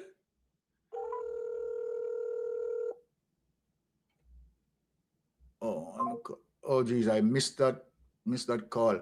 Okay, caller, you can call me back. Sorry, I missed that call. Okay.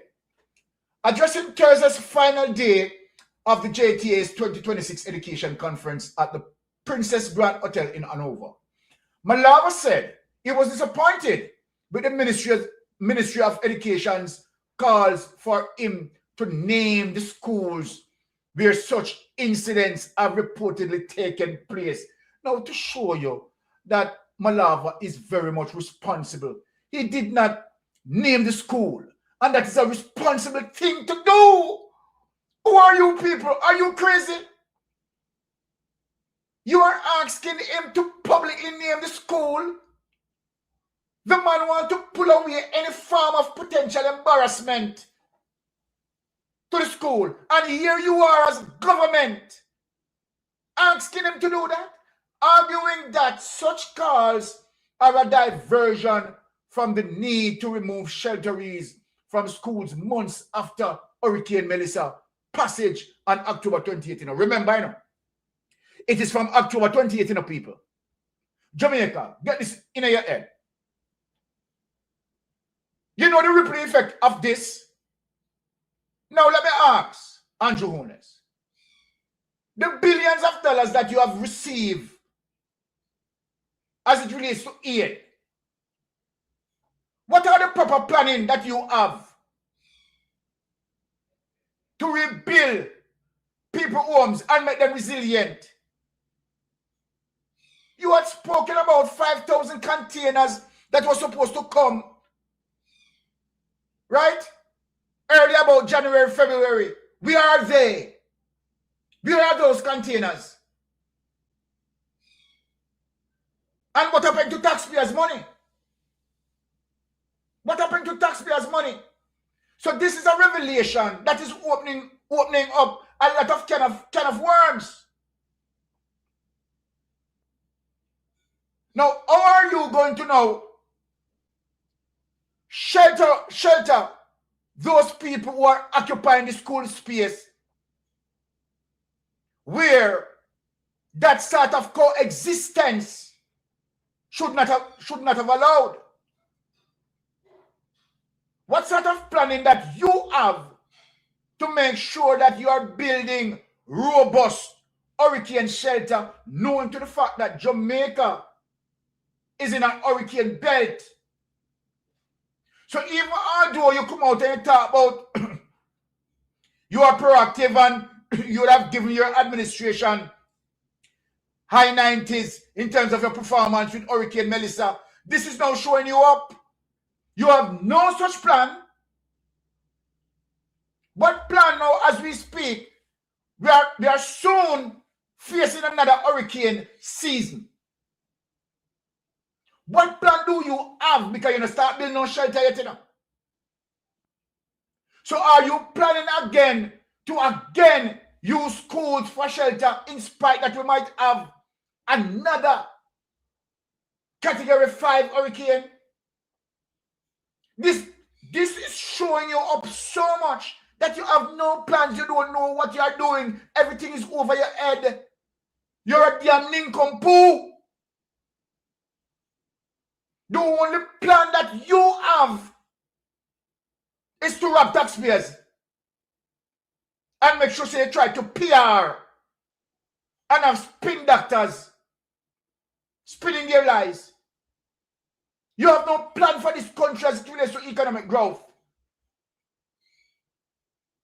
How are you going to make as it relates to the aftermath of Hurricane Melissa and people who suffered?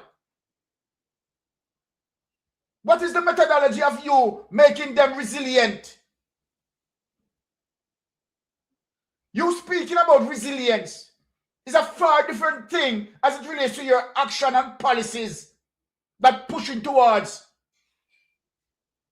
making these people become resilient. Peer PR, peer lie. And all of this is just pointing on you that you're a scammer. You're a D-God scammer. You're a scammer. The JTA has raised clear, documented, and repeated concerns regarding the use of school compound as shed. Now, here it is, Here it is, The JTA has raised clear, documented, and repeated concerns regarding the use of school compound as shelter facilities, while those same spaces are being used for teacher and learning. What is this? What is this that they are addressing?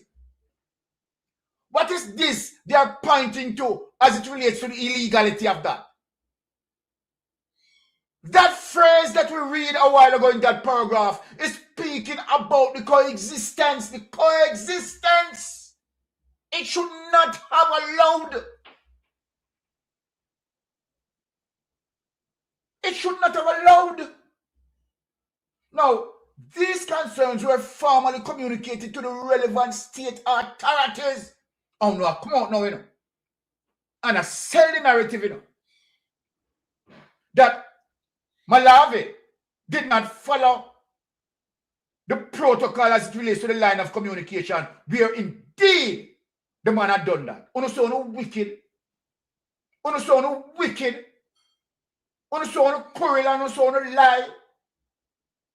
Now, including the Ministry of Education, the Office of Disaster Preparedness and Emergency Management, and the Ministry of Local Government. Look at that. Mighty goodness. The Ministry of Local Government. Desmond Mackenzie was informed. His ministry was informed. And he's coming out now, talking about evidence. This is about dunce. All dunce. Eh? Andrew Holness administration don't deal with meritocracy. Don't. And put some old dunce, you understand, now ministries to represent people, political representative. Look what is all dunce here. Now, let me just take this call. Yes, caller, you're on Mystic Sensation. Please go ahead.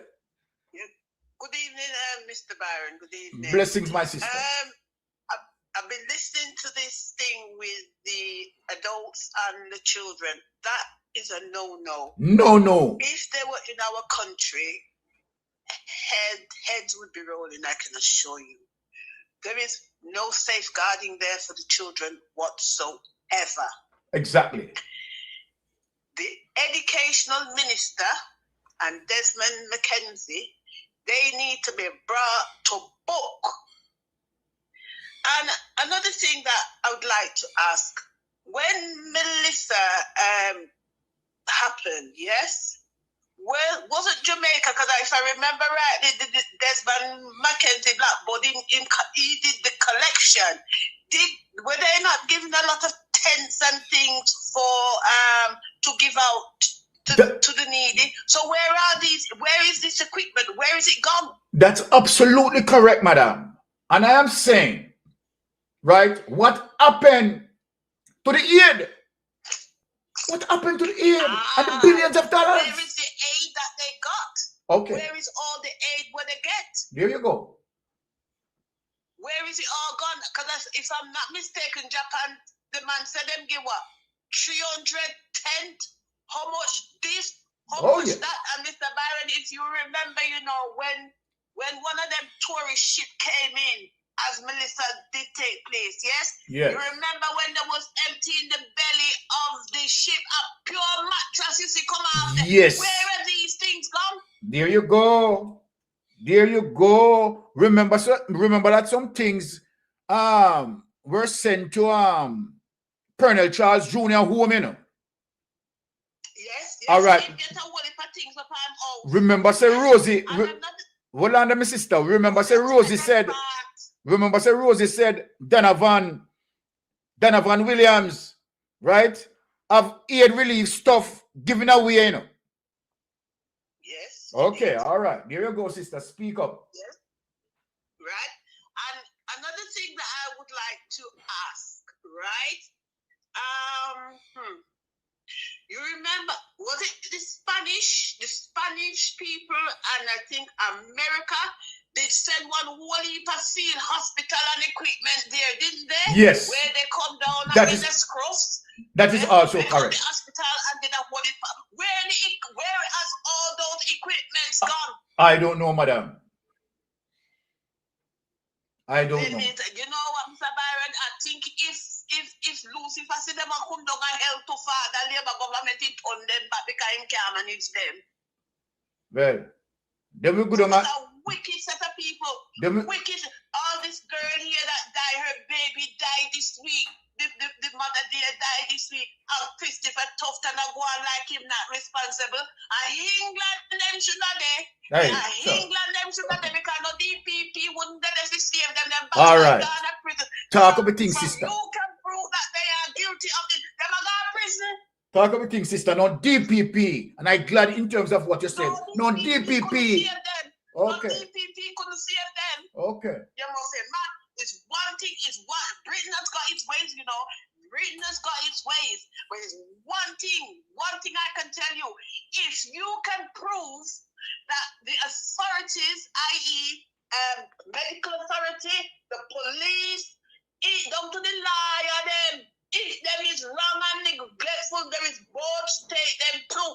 Yes, and the board will strict them and the board will make them have to pay your compensation. That means a wicked set of people in Jamaica, and the reason why it is so is because they are not answerable to anybody, but wait for the PNP to come if it deal with them backside. There's a back and them to deal with them. All right, my sister. It is very, very sad. You know, I'm sat here listening, right? The schools, right? You go to school to learn. You don't go to school to do porn. Can you imagine? And Dora and Desmond McKenzie, where them I tell the people them to go take pornographic video come get them. That means that I don't really think they realize what they've said, you know. What a madness. I don't really think they've realized what they've said. All done them, you know, them don't know better, you know. All done them. People's private business. That's people's private business. We never know the people them went in the shelter, a porn star, and if Andrew always think the way supposed to that the people them went in the shelter now. What's that? No, trust me. Him want video evidence to show you how the man daft. The people them is homeless. The people them is homeless. Them is hungry. Them is every damn thing. And Andrew always and him Alibaba them and him size 14 foot wide, not helping the people that are not doing anything, and it grieves. It's grieving. Of course. Of course. It's grieving. People that go to hospital, them might as well not go to the hospital. Book your appointment down at the undertaker because you might get better service there. So them people let people blood pressure run off a machine. Carla, you pop me up. But no, it's true. You know, it's true. It's true. It's true. You know, see what them do with the body, them take up the man to fat and stick the man in the thing like. It's crazy, eh? It's crazy. Not even if you drop coal in your coal hole. I don't know if you know about coal hole when we used to, but melting pot can tell you. When we used to get the coal delivered, yes, and when the coal man come with the sack of coal pan him back and him turn it over to drop it in the hole in the cellar. Not even the coal man never drop down coal like that. Then toss the man like the man is melting pot. I have no respect for the dead. The man is nobody. It is a disgrace, and then the police man come talk who take video. They shall take more than pissing video. They want to send you around the world. All right, my sister. This government needs to be the time Trump did they walk on a fast with the run and run. Take Andrew Wallace and the piss in Alabama, them America and deal with them. If they run a fast with the run, if they Israel a fast with Israel, if they have the time go interfere with people that never interfere with him. Why him not go scrape up the corrupted like them? Exactly. Because for them track record can be proven. All right, my sister. Thank you. No, man, them things are hurtful, man. It's hurtful. Yes. It's hurtful. All right. Them get the whole for relief. When them doing it, they're not going to carry it up in casket when them go down the cemetery. Well, that's the thing, eh? That's the thing. Why the people from October 28th? From October 28th, they have been in shelter, right? And we're, in the first instance, they shouldn't allow a coexistence like that as it relates to the children going to school. No, right? No. We could understand. We could understand as it relates to might be, the first week or two. But from the moment you decide to open the school, right? You should have now prepared, right, to put them elsewhere. You can't have coexistence there, and the likelihood of exposure now increased by 100%. Of course.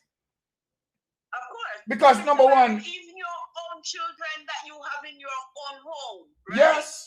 For the first 6 months, they're allowed to sleep in your room in a them cot. Exactly. After that, you're advised to remove them to their own bedroom. Oh, there you go. All right, sister. Let me just take another call because all right. All right. Okay, caller, you can call back. I was just cutting the call to attend to your call, but obviously, right. So you can call back. The line is free. Right. So let us read. And here is Malava is saying these concerns were formally communicated to the relevant state authorities, including the Ministry of Education, right? Dana Morris, who came out and lying through her teeth, the Office of Disaster Preparedness and Emergency Management, and the Ministry of Local Government. So the concerns had ventilated to them, right? As a matter of fact, from March 17, issues of concern, right, were communicated to them, and they have done nothing, absolutely nothing, more than still continue to expose the children to danger. Now, these were not speculative. They were grounded in credible reports. Let me just take this call. Whoa, Sister Pat. Walk on, my sister. Talk to me. Listen everything. I'm not calling, but we get time to call. Aye. I try to take. Yes. But with this education system, you see mistake. That's why I have to look, can't for no guidance and teaching. Yes. No, a person said I'm a senator, and then is this and then is that, and then is the honorable and that. No, an incident like that allegedly happened. Do you expect a man with integrity and that's going to call his school name? Can you imagine, Sister P? Or if you show them a picture. Can you imagine? You imagine that? All you have to do, you hear something like that happen, jump towards it, do what you have to do. But the first time before that it should happen, you should make a way to get the people out of the school. Exactly. That will show you that this government, with all of them cronies, does not mean the ordinary Jamaican people who vote for them no good. And you're correct. Because I come and I tell you, he's my boss. And I see something where I don't like other security. Me ever say, boss, you know, say, me don't like all that, you know, look so good. Maybe we see what happen. Me I put up on your own, you know. Me don't expect you to go tell them, say, I mean, tell you. All you need to do is watch the situation. You see what come out. And in this situation, you have children that put at risk, teachers, and even they said sheltering because if one person is there doing, and I must be all of them. Right? And then you have the audacity to attack the gentleman. A gentleman who served this country with dignity, pride. A man who will make sure that your people get good education. Who know how good did in a parliament and wherever who know say no day. I don't know this and honorable that. And you have taxpayer money to come out and spend narrative and now face the fact. Desmond Mackenzie, with all due respect, sir, I feel like a time coming up. You flinging your towel and your hair and put on your blanket there. He shouldn't even be be there from the first instance. Shouldn't. You shouldn't be there. And you get obliged to be there, perform well. You know, stop it. Marlon Morgan, you call people roach and people toxic. Nobody not toxic like you and your government. You know, it's the worst thing ever happened to Jamaica from creation. Them like take them sin and give it to people, yes, man. Right? From creation, it's the worst thing. And the next other part, I have something where burn me. I watched it last night too. With this boy I named Edgar.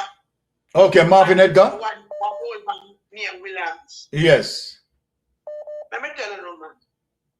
You see, boy, when chat too much, shut up then this. We're not doing the research before we can chat. Exactly. And that tear down people. And if you don't look leadership, and I forgot to tear down one other one to get, you will never get it. And no third party at Jamaica can win. You want a third party? Get rid of the Labour Party. Put in the PMP. Then on the Farmer Party, where we run against the PMP. And that party. And the party where we come as third party, nobody affiliated to the JLP. They must ban fresh. If you hear say they're moving up in that Labour, no. Then cousin them far cousin, no. New people come against the PMP. But for right now, not talk about the third party. We want Labour right in a disguise. Right? Nothing will be That's the thing they do. Jefferson Holding was a prime minister. Never yet. Give the man a chance to see what he make out of. Just like how no give Andrew Holness chance. And he take it third term. Get it third term and take it. You know see what happen? So why not live for Mark Gold and not live for the Jack then? Jack, then I do a good work for the country at large. And I'm going to Jack then name no can Jack them. One thing you want them wear wash clothes, a laundry. And I said spoon and fork, $2 billion. Did Jack then sell back anything to the company? Exactly. You don't in a man back. Exactly. Jamaican people, you don't see what happen. Jamaican ordinary people, Mr. Garden, I provide a service for you and me, where the lower.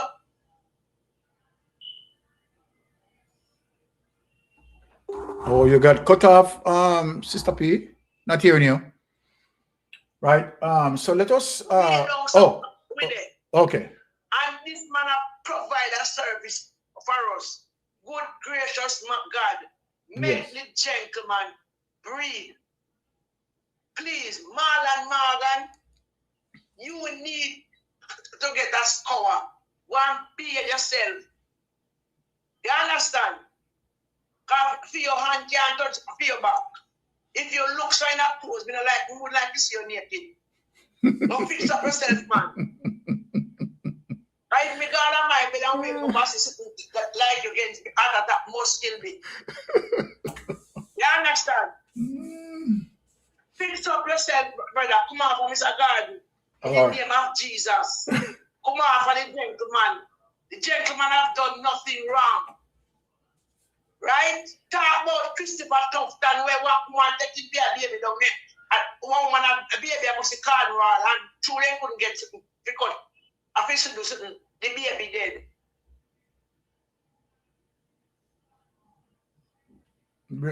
Okay. All right. It seems like you're going in and out. No, talk about those things. All right. I understand. Anyway, later. Blessings, sister. Love the contribution. Thank you. All right. Yes. So here it is that Mark Mugabe now making it plain. Mark Malava is making it plain. It said, let it also be stated without ambiguity that I, Mark Malava, have personally raised concern with the Minister of Education, Senator Dr. Dina Morris Dixon. Right? Let me just take this call. Yes, caller, you're on Mystic Sensation. Please go ahead, madam. Praise God and living up. Blessings, blessings, my brethren. Blessings, Wagwan. Blessings. The first time on a program, and I kind of truly, definitely love what I'm hearing from you guys, Thank you very much, sir. So I just want you guys to just keep on doing what you're doing, Thank you. So we are here to support us at the best way we can for you guys, because you guys doing a wonderful work. Really appreciate it. Thank you so much, sir. Blessings. All right. Okay. All right, cool. Awesome. These are the calls that when you get them, right, that give you an extra boost of energy, right? So let another call is coming in. Hold on. 10. Okay. So here it is that Mr. Malava is saying it out loud and clear right, as it relates to all the lies being plastered out there, including Dana Morris, Draws Davis, and all of them who want to spin, right? So he's saying, open quote, let it also be stated without ambiguity that I, Mark Malava, have personally raised concern with the Minister of Education, Senator Dr. Dana Morris Dixon, during a telephone conversation around March 17 or 18. So what are you going to say now, Dana Morris? You did not remember? You did not remember that Mr. Mark Malava had spoken to you about that, ventilated the issue to you? Now, during that conversation, colleagues, I told the Minister of Education that the reports we were receiving were true. What did you say to him at the time? And guess what he said? That they violated the Child Care and Protection Act. This is what you are talking about, you know. The Child Care and Protection Act being violated by the government. The Child Care and Protection Act. And the minister's response was, tell them to report it to the police. Malava, hold on. So let me ask you a question. So the children reported, or whosoever reported that, okay, these persons involved in, right, sexual engagement, right? So, okay, when they reported to the police, what the police is going to do? This wasn't a situation of rape. Huh? As it relates to my understanding, right, that persons engage in sexual activity, right, that children or whosoever observed that and communicated it. So then when you say, Dana Morris, what did you mean by tell them to report it to the police? What do you mean by that? Mr. Malava ventilated the situation to you as the Minister of Education. You are the Minister of Education. What are you doing? Diverting your responsibility to the police? What the police is to do? Was the situation surrounding anybody being raped that the police is going to investigate? As far as I'm concerned, then, persons were having consensual engagement and they have a relationship. You have the people that are in such confinement going 6 months. What do you expect? They are social animals. We are social animals. What do you think? What do you think is going to happen? And this is one of the reasons why we talk about the coexistence should have never been considered. You cannot use, if you are going to use school complex, right, for persons who suffered graphic damage, right, losing their entire property and so forth, and you are going to do that in the initial stage, like I said, after, say, 2 weeks max. But from the moment you decided that you are going to open the school, you can't, that coexistence must be discontinued. And this is what ought to be done and should be done and should have done. You did not do that. The government concern about the safety of the children wasn't paramount.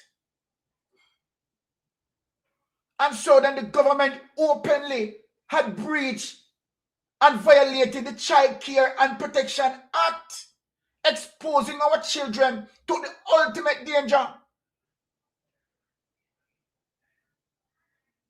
The government have no way of knowing that right at the school there, as we speak, you may have sexual predators. So then, I mean, as it relates to how proactive the government is, you can see that there was no thought process put into this because the government had breached The law. Now, let me just answer this caller. Yes, caller, you're on Mystic Sensation Live. Please go ahead. Just gonna ask one question, Mystic. Blessings. All right. Those people who live on the school compound, yes, do they have their own room and window and curtain drawer? To be honest, I don't know, and I'm not going to say. No. So that means they're not in their own place, a private place. It's an open public, so anything can happen. There you go. There you go, sir. And that's a right point. That's a solid point you made. You understand? Exactly. It's not like when I was a kid, my mom door always knock, and I have to knock and ask, please, if I can come in. But Carla, look at this. Look at this in terms of what Mr. Malava is saying to us, Carla.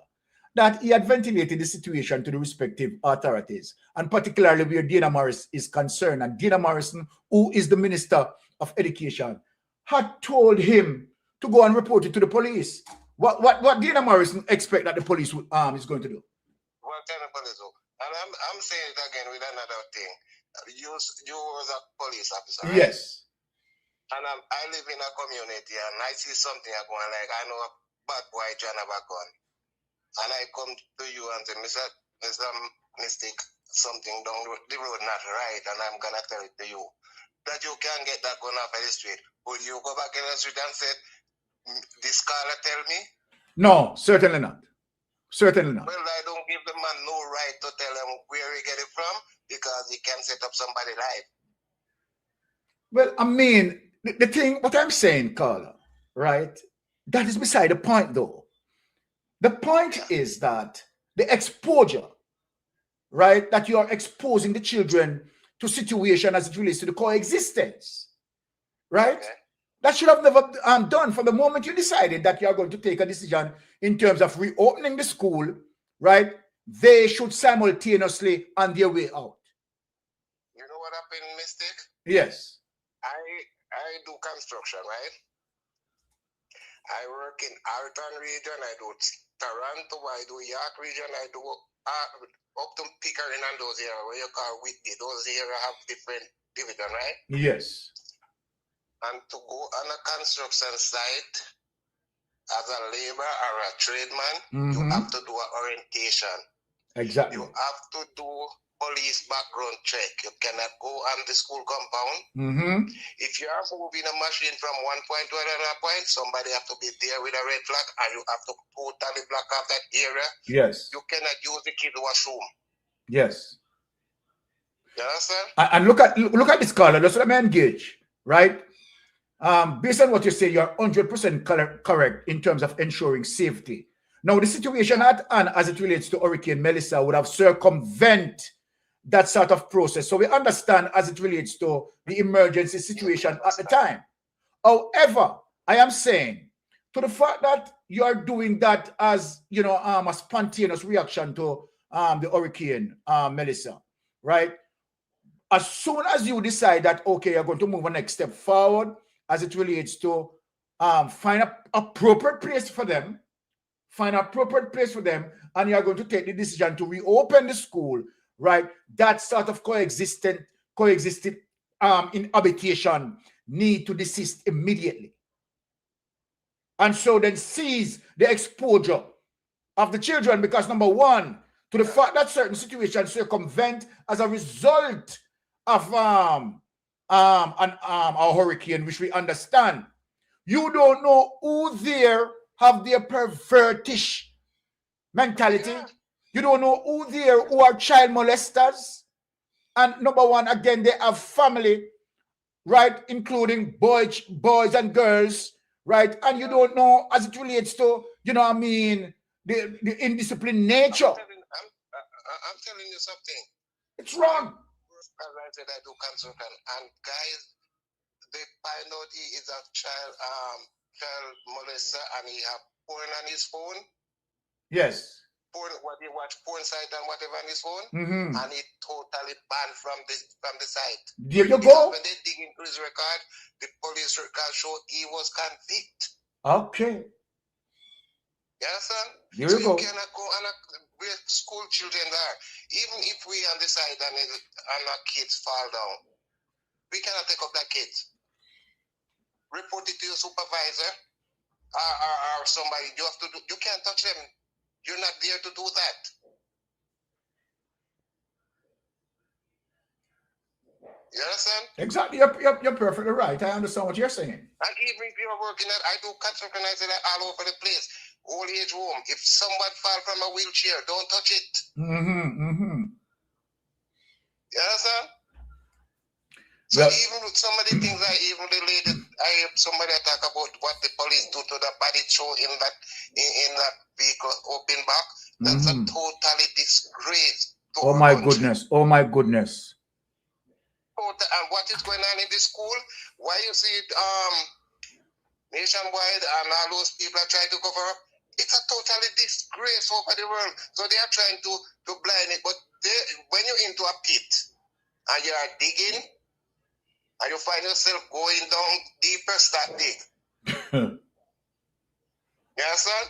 And that's what nationwide and the Minister of Education and every one of them is doing. They are sinking themselves deeper to international world. Exactly, Carla. It's a totally disgrace. 100% agree with you. 100%. Right. I'm gonna go back to class. All right, thank you very much. Now the next subject, Carla, it looked like I'm going to have to extend my time, and I might extend my time, might be up to another hour because I'm not sure that I might come out on the evening show. So just bear with me and we could just juggle right for our next, might be an hour and a half or so, right? Because we have to ventilate all the issues, right? So as I said, I may not come out in the evening show, right? And I know Melting Pot is listening, and Melting Pot will hear that, all right?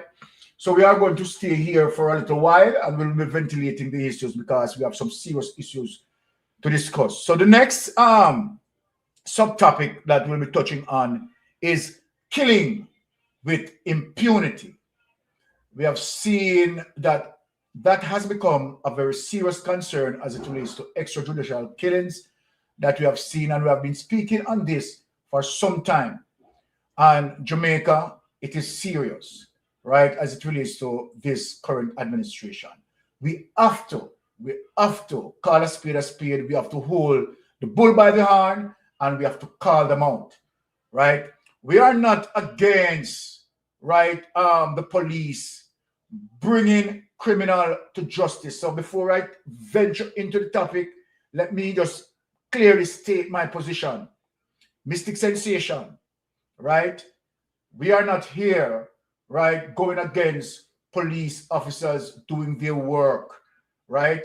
We are saying that when you are doing your work, bear in mind that you cannot be judge, juror, and executioner. Let me, okay, Carl, I just missed the call. Can you call me back? I wasn't paying attention to the phone at all. So sorry about that. You can call me back because the line is free. So I am saying, before I venture into that subtopic, right, I just want to build the background that we are not anti-police. We are not anti-police, and we couldn't be anti-police, right, because the police is there, right, to protect and serve, and that is what we are holding them for. Yes, Carla, you're on Mystic Sensation. Please go ahead. Good evening to you, Mystic. Blessings, my brother. On that education situation. Yes. That minister, the country should demand that she step down. I believe so. I believe so. When it comes on to kids or children, yes, the system have a duty to protect them. Here you go. From harm. And just even your own child, you think of it. You cannot have kids exposed to just about anything. You're perfectly right, sir. Go ahead. You're perfectly right. And, it is sad. It is extremely, unacceptable.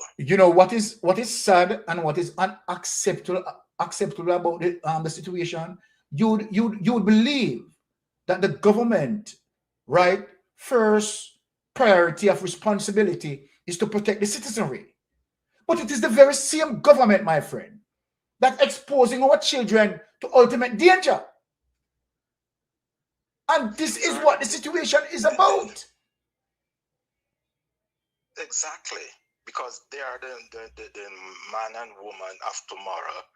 And if you don't do what is required today, that won't make them the person that they should be later on.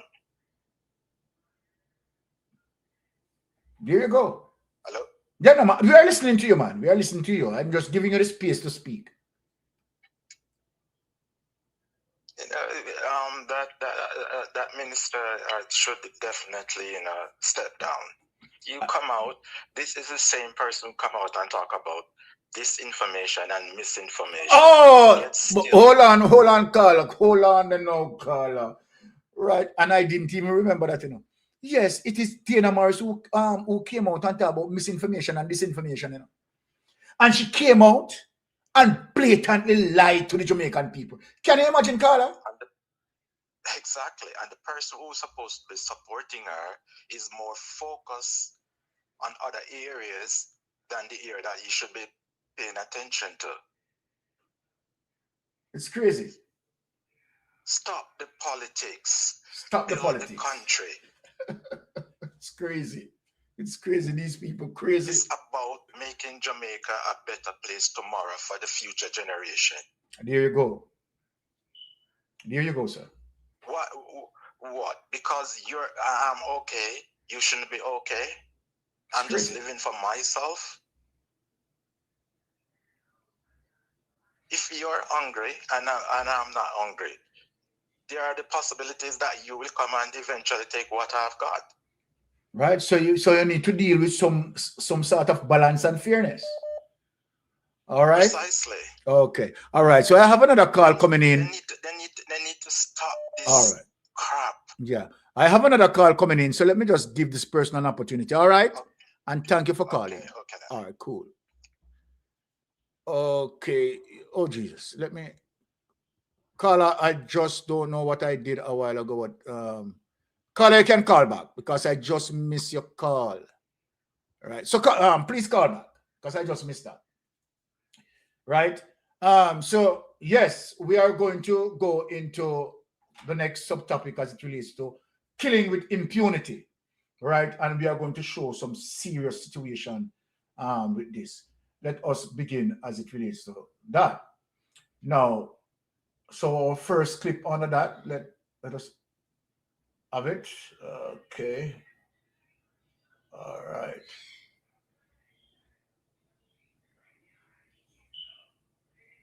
Let us get this.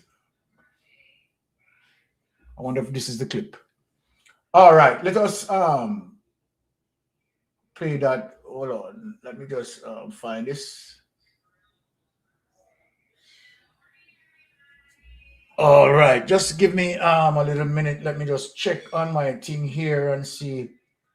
Right, because the file is so big. So sometimes get a little bit mixed up there.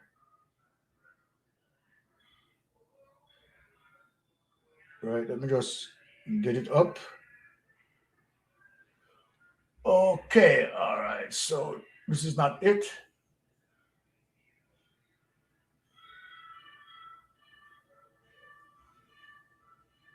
All right.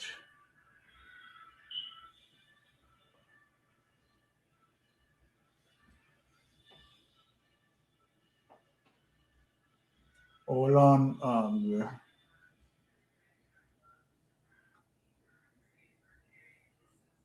All right. Let us hear this.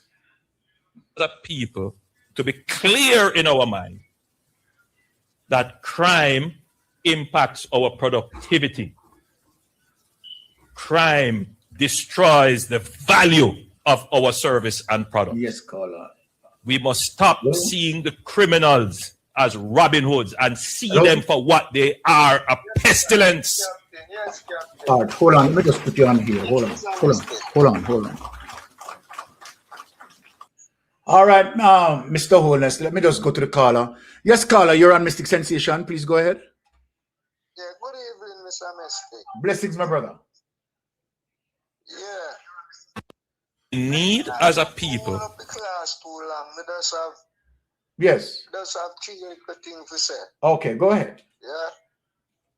Yeah, you see these people now, we don't know how Jamaica gonna make it out still in some mistake. Because you see after them people and them help and jewelries to bring down the destruction from the country where you see that happening to the country right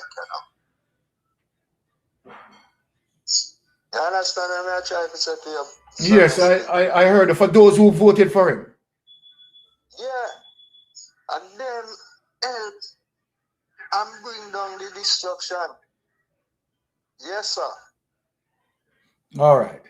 And it now go better. It now go better, Mr. Mystic, because they make the people then put intimidation in our people them and the people them afraid of them. You know, see police them are angry the citizen of the country. And you're perfectly right. If you don't get this man out of power, trust me, it is very serious. And you know, but there are situations that, you know, as it relates to the, you know, the justice system, right? And where he caught up in under investigation, we are hoping that the justice system hold up where that is concerned. Yeah, and one more thing, Father Mystic. Yeah? Yes. Thank you for the good work we are doing. Yeah, others. Yeah, like man. we alone, someone Rattigan and Melting Pot. Thank you very much. More we see out there, but we still not have enough. We still not have enough because some things when we see some people pay attention to them. It's like them not respect them country, you know, them not respect the flag, you know, Mr. Mystic. No. They not pay attention to help them country, you know. And in a pocket and on the table them a deal with, you know, and a help mash up the country, you know. Exactly. They see what Andrew Holness do to the country. Well, you see how we people them are dead out, Mr. Mystic. and that's why we are showing it. Side that happened down there, you know. That's why we are showing it, my brother. It's very serious. It's like we don't understand what people they last Mr. Mystic. A genocide that take place down there pan we, you know. You see all down at St. Elizabeth where the hurricane mash up. You see all enough of them people there. Them now get back nothing down there, so you know. The place are sell out already to Israel people, you know, buy out all the place down there, you know. Mighty goodness. Them are going to happen to them, Mystic, yeah? But they have a class in about. All right, blessings, my brother. You have a lot on your table, you see me? Blessings, my brother. All right. Have a nice evening. Same to you, my friend. Watch you. Blessings. All right. Another wonderful call there. Yeah, so let us hear the Prime Minister, right, speaking about criminals, as according to him. To be clear in our mind that crime impacts our productivity. Crime destroys the value of our service and product. We must stop seeing the criminals as Robin Hoods and see them for what they are, a pestilence.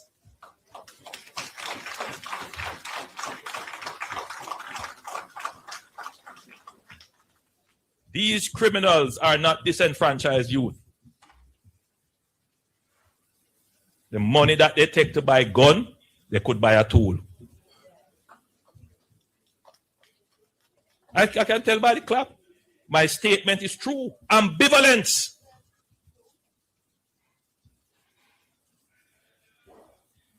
And until we get that out of our minds, that we're not dealing with angels, then we will continue to coddle them. Unless we recognize that the criminals impact the tourism product and reduces the value that we can get from it, we won't grow and your wages will remain low.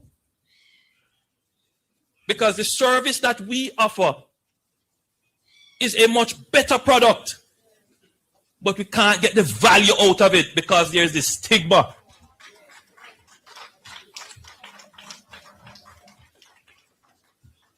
We will continue to go hard on the criminals. we will eliminate them from our society so we can get the full value of Jamaica.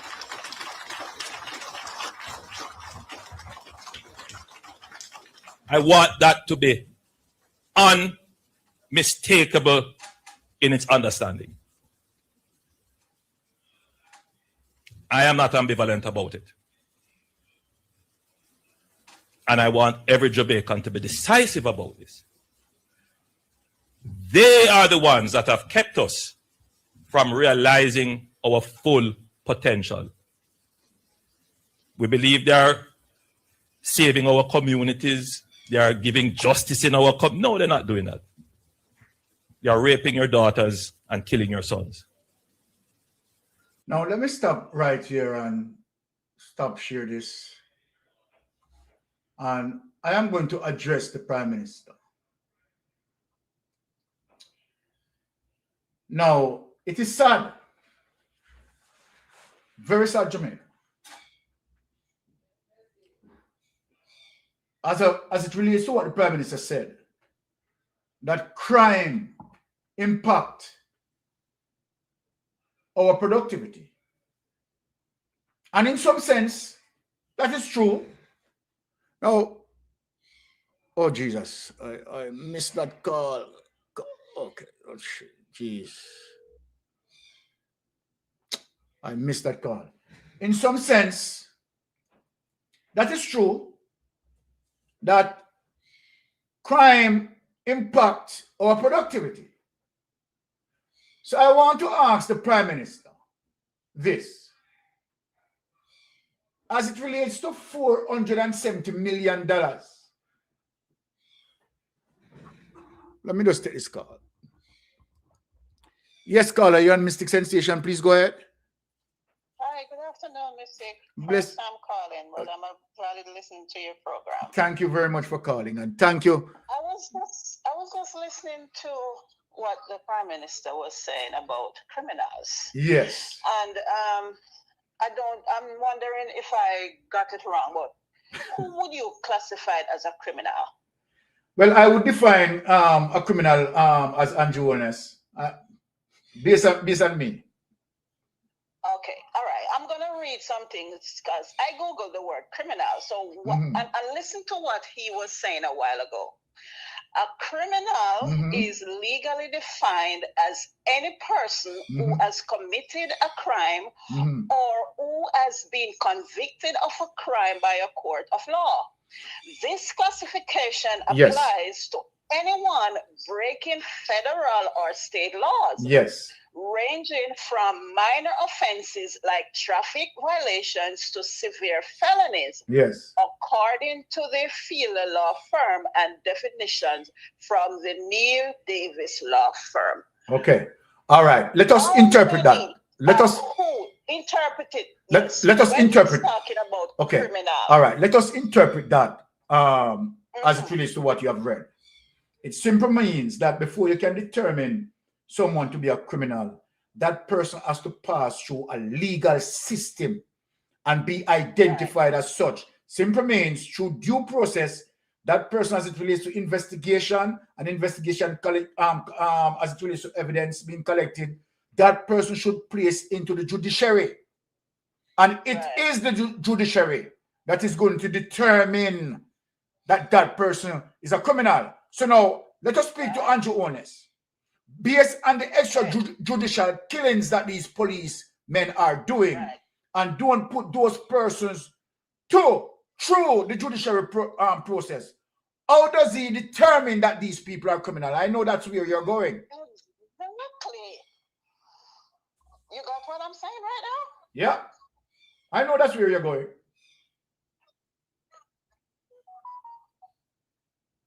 Right. So in the case of East saying they are criminal, there are so many young persons, young men who have been murdered in Jamaica. Yes. Haven't police just gone at them house and just kill them like that and whatever. And nothing. They haven't gone through any legal process. There you go. Nothing at all to be tried. You just put a gun on him and kill him and say he's a criminal and you kill him. how many persons in the Jamaica Labour Party cabinet or senate or wherever have been charged and criminalized or accused of criminal activity where it goes through the court. The first one we can name as who is Dalrymple Filbert. Weren't she convicted? Of course, Dalrymple convicted. No, is she not a criminal? And he gave compliment to a criminal. I'm wondering if I'm not going to say Mr. Awole, I'm going to ask, Andrew Holness, are you sitting on your head at night or lying in the bed and your head upside down and your foot is up in the air? It seems so, because all the sense and the moral fiber of your body and sense that God gave to him in our brain, I think him son up on, Jesus. He's walking. He's a dumb Bartimaeus. He's a stupid man called himself Prime Minister of He's a Jamaica. big dunce. He's a big dunce. You need to go back at kindergarten. And you need to start read the book as what they call it, when they say, hey, diggle, diggle, the cat and the figgle, the cow jump over the moon. And then you'll get some sense from that. Because that's what they taught us in school. And we sure know we're not an idiot. Andrew Holness, you is a sick and disgusting person I ever seen in the history of this world, talking about a prime minister running Jamaica. You have nothing named guts for anybody at all. Nobody in this place where Jamaica is concerned. All you think about is yourself. I'm wondering if you don't have no family or anybody at all who him think about. None of his kids go to school in Jamaica. None of his kids go to school in Jamaica. You're talking about children. Dana Morris Dixon, you are another one too. You need to sit down in your office and look into yourself. You say you care about children. God, man, you are a disgrace where education is concerned. Totally disgrace. Marlon Morgan, you are one of the worst things that ever come across where education name is concerned. None of you are fit to be in any office where you call education and towards children. Mr. Mystic, have a good day. Thank you. Wonderful call, and wonderful input. Right? As I said, these are the calls that give me that extra boost. So there the Prime Minister, right, calling, right, our Jamaican people. And what he said, let me quote him, we will continue to go hard on the criminals. I mean, many of those who were killed have not put through a judiciary, and where the judiciary determined that these people, right, indeed, right, are criminals. And even so, right, you cannot be judge, jury, and executioner. But this is what the Prime Minister has to say. We will continue to go hard on the criminals. We will eliminate them from our society. Have you heard that, Jamaica? We will eliminate them from our society. But I want to play something for you, Jamaica. And I want for you to listen to what this pastor is saying. Listen to this, Jamaica. Listen to this.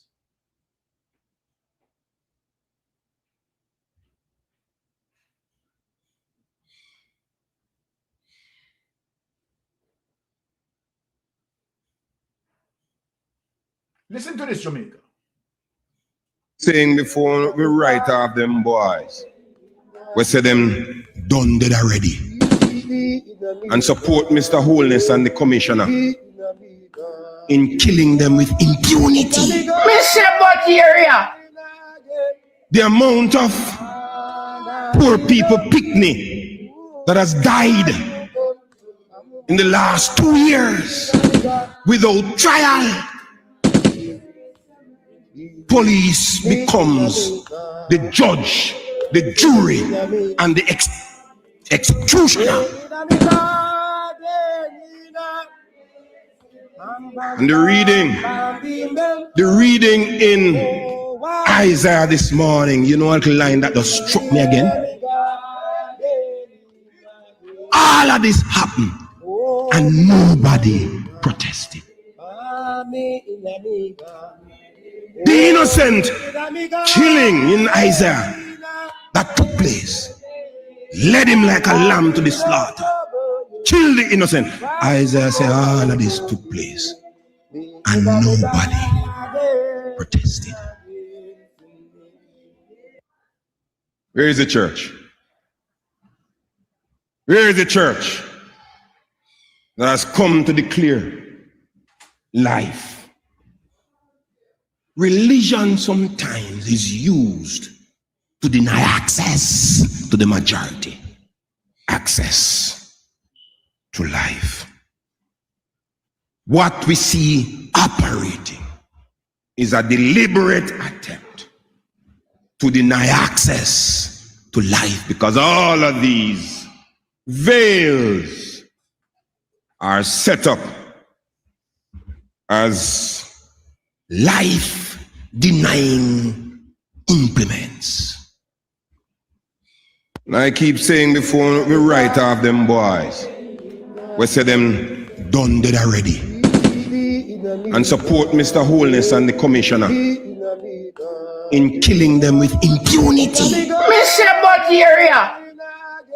The amount of poor people picnic that has died in the last 2 years without trial. Police becomes the judge, the jury, and the executioner.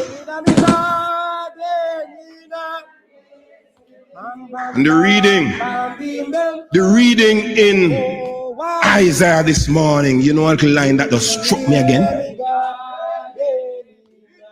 All of this happened and nobody protested. The innocent killing in Isaiah that took place led him like a lamb to the slaughter. Kill the innocent. Isaiah said all of this took place and nobody protested. Where is the church?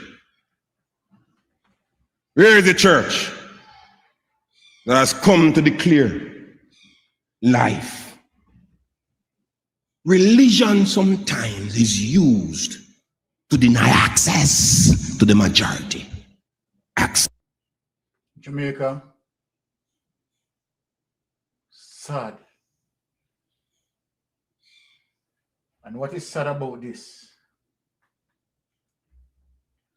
All of this happened and no one protested. And the pastor asked, where is the church?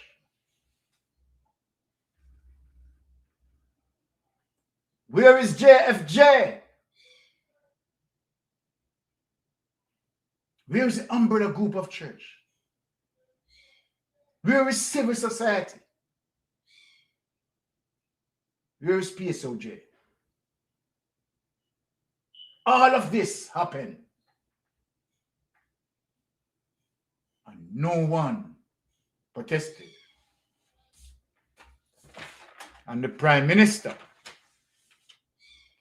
said we will continue to go hard on the criminals. We will eliminate them from our society. Many of those killings done and none of those persons who were killed face the judiciary. And so, as it relates to what the pastor said, the police have become judge, jury, and executioner. Jamaica, look at this. Look at this, Jamaica. The police has become judge, juror, and executioner. Look at this. A family shattered, a community on the edge, 2 brothers gone. Jesus. Let me just stop this and take the call. Yes, caller, you're on Mystic Sensation. Please go ahead. Hi, Mystic. Hi, bless up, sister. How are you? I'm wonderful. And you? Good. Okay, turn off the device in the background. Hold on. Turn off the device in the background because it is giving me a feedback in the studio here. I have been listening to the Prime Minister. Yes. And what he does, he uses crime as a cover-up. Yes. All the time he talk about the criminals and the crime. But he must remember he's the biggest criminal. And you're right. You're 110% correct. Yes, they are following, the young people following what they see. Because this is 2026. And where's his statutory declaration? Aye, sister. He can't give account for all that money that he can't give account for. Furthermore, all of them sitting in a parliament is a set of damn thief. And he can't say nothing to them. Donovan Williams, how many times his name show up on the Integrity Commission report with Estate Bridge and Wholeness Bridge and Juliet Wholeness Bridge? All the bridge them will carry the money. Exactly. So when he's going to get up all the time and blame the youths, what is he providing for the youths? When Michael Manley was in, Michael Manley spent money on education. We were educated under Michael Manley, and we never turned criminal, and we never turned thief, and we have used that education and came abroad, enter university, and better our lives with that foundation we had from Jamaica. So when he's talking about the youths and the criminality, he is the one that stole their education money. He will read, and all of them sitting there. Hold on, sister. Hold on, sister. Sister, hold on. Sister, hold on. I want you to repeat that because what you are saying is 100% facts. Repeat it again for us. Repeat it, please. He stole the children money for their education. He stole it from, he was working at the Ministry of Education. Until today, he cannot give account where he got all that money from. And then he's going to come out, oh, it's the youth and the criminal. He created those criminals. He created them. That's true. So when he's going to open his mouth and talk all the time, furthermore, the people who are there in the parliament, they are not even qualified for the job that they hold. They might have degrees, but not in that major that they are working in. Yeah, not in that field, yes. No. So they don't know nothing about education. They don't know nothing about what they're doing because they are not educated. A PhD doctor is not a medical doctor. So what he must do is pay back Jamaica all that money that he has, that he took from them, and all that money that he got from Melissa Hurricane, especially from the United States. I want to know how come the people in charge of the embassy in Jamaica not making sure that the money come from the United States is being spent and need to give an account to the American government. Because I'm sure they receive a lot of money to put Jamaica on its feet again, especially those children and people in the shelters that don't live anywhere. So you tell Andrew all this year, you go to hell. You can't fool the Jamaican people and you can manipulate them, but you can't manipulate us because we're not afraid of your backside here. All right. Same so. Same so. Thanks. Thank you, sister. Thank you. All right. As what the pastor said, all of this happened and no one protests. Guys, what me I got do? What me I got do? What me I got do? Me so better than God. Jason Spike and Everton Spike lost their lives in a hail of bullets on Thursday evening, fatally shot by the police. Their older brother, Wayne Spike, claims he witnessed it all. Yes, sir, Jason Spike drop right here. Right here, sir, Jason Spike drop. See the blood there? The mark right there, then put the plastic off of it. Right there. See, next one drop over here. See there? That is Everton Spike. According to Wayne, his brothers were playing a game of dominoes at a bar while he sat outside drinking. Moments later, they left, making their way towards a friend's place. But as they crossed the road, a police vehicle appeared suddenly without warning. Then came gunfire. Right here, sir, I reach. Right here, sir. And I said, police, what I kill my brother for? And I see my brother laying down there, so that's what him Justice Spike in his now white jeans pants with a van. But I never see the next brother. See, and the man say, boy, go back in the lane, go back in the lane. Now be a gunshot of fire. How can a person just across the road, yeah? And the police say don't move. And then put them hand up in the ear. Them put them hand up in the ear. And them still shoot them and kill them. If a person have a firearm on them, and we as Jamaican people know that, and them have a firearm on them and the police are them a run and them a fire back shots. And I'm quite distraught, traumatized, still playing over in my head with everything that happened last night until now. I always see killing in and around Jamaica on the news and social media, and I never even dreamt or even think that you're to reach at my doorstep. My brother is a carpenter. One of Everton Spike is a carpenter. The one named Jesse Spike, he was security, but he means stop. And there's some construction work. Angry residents took to the streets Friday morning, blocking the road in protest against what they believe was an unjust killing.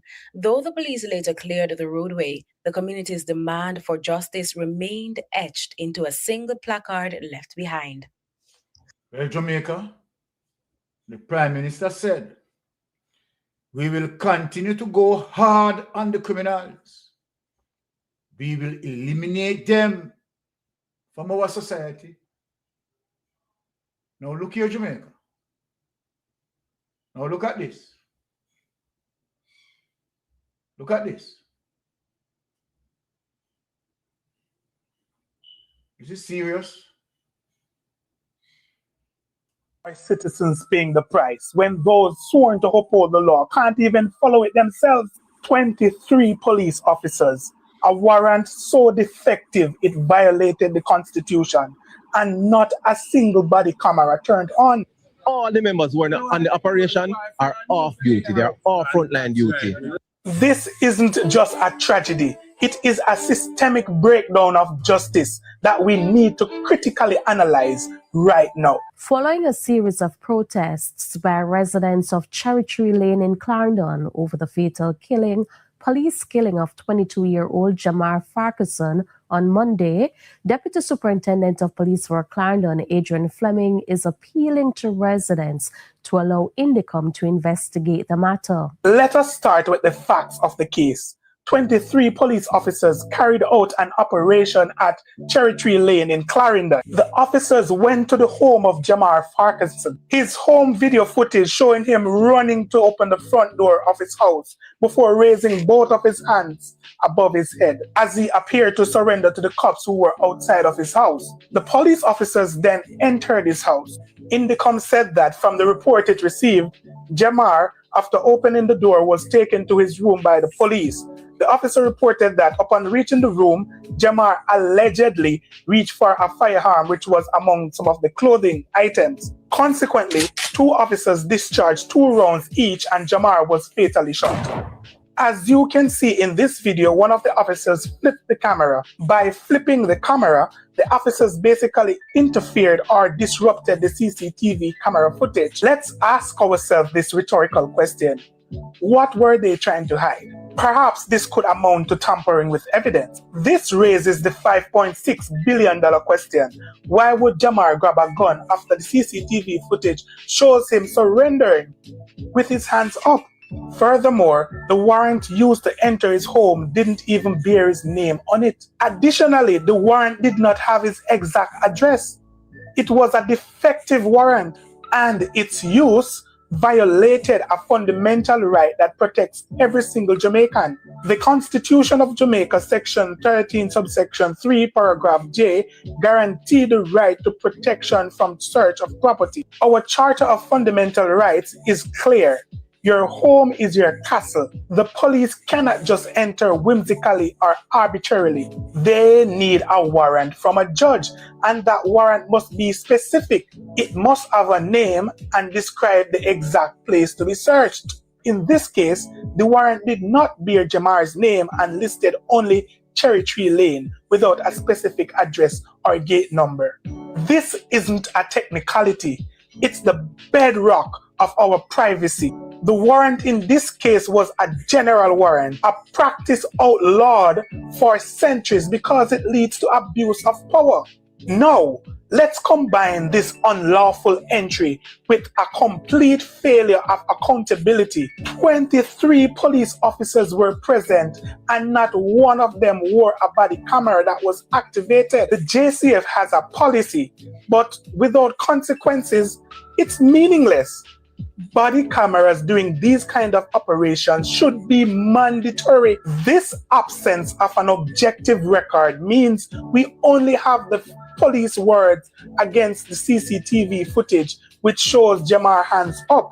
This brings us to the most sacred right, the right to life. Section 13, subsection 3, paragraph A of the Constitution talks about our inalienable right to life. The state can only use lethal force when there is an imminent, unavoidable threat. Well, sir, let me say this to you. The Prime Minister said, we will continue to go hard on the criminals. We will eliminate them from our society. And all that we have played with these clips that we have displayed, at no time the police officers' lives were in danger. And what we have witnessed and have evidence to, extrajudicial killings. But as what the pastor said, all of this happened and no one protests. I will leave it this evening in saying what the pastor asks, the question that the pastor asks, where is the church? Where is the church in all of this? Where is civil society? Is it that Jamaica, as it relates to being normalized, corruption being so rampant? And trust me, we have a problem at our hands. So this is where I'm going to leave it. Jamaica, we must continue to fight. We must continue to fight. And one has to understand the reason why Senator Motley, right, had quoted Claude McKay. Senator Motley said, if we must die, let it not be like hogs, hunted and penned in an inglorious pot. And while us bark, the mad and hungry dogs, making their mock at our cursed lot. If we must die, oh, let us nobly die, so that our precious blood may not be shed in vain. Then even the monster we defy shall constrain to honor us, though dead. Oh, kinsmen, we must meet the common foe, and though far outnumber, let us show us brave, and for their 1,000 blows, deal one dead blow. The system of oppression, the system of suppression, a government that gone rogue, a government that have a narcissist at the helm of our politics. Someone who had lost his moral compass at the helm of our politics, cannot justify his wealth, illicit enrichment, and moving to wipe out the Corruption Act that deals with illicit enrichment. Jamaica, wake up. Wake up. We need to march peacefully against this government. And unless we do that, we have to fight for Jamaica. I want to take the time in saying that I am out. Bless up all of you, right? And have a great day, right? Thank you for passing through Mystic Sensation. One love. Love you all.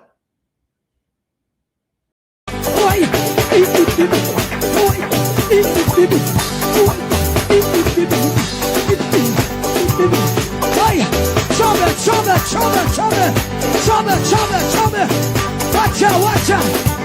Watch you, we keep them mahala. Say we keep them mahala. And come now. Hey, hey, hey, hey, hey, hey, hey, hey. Watch you, we keep them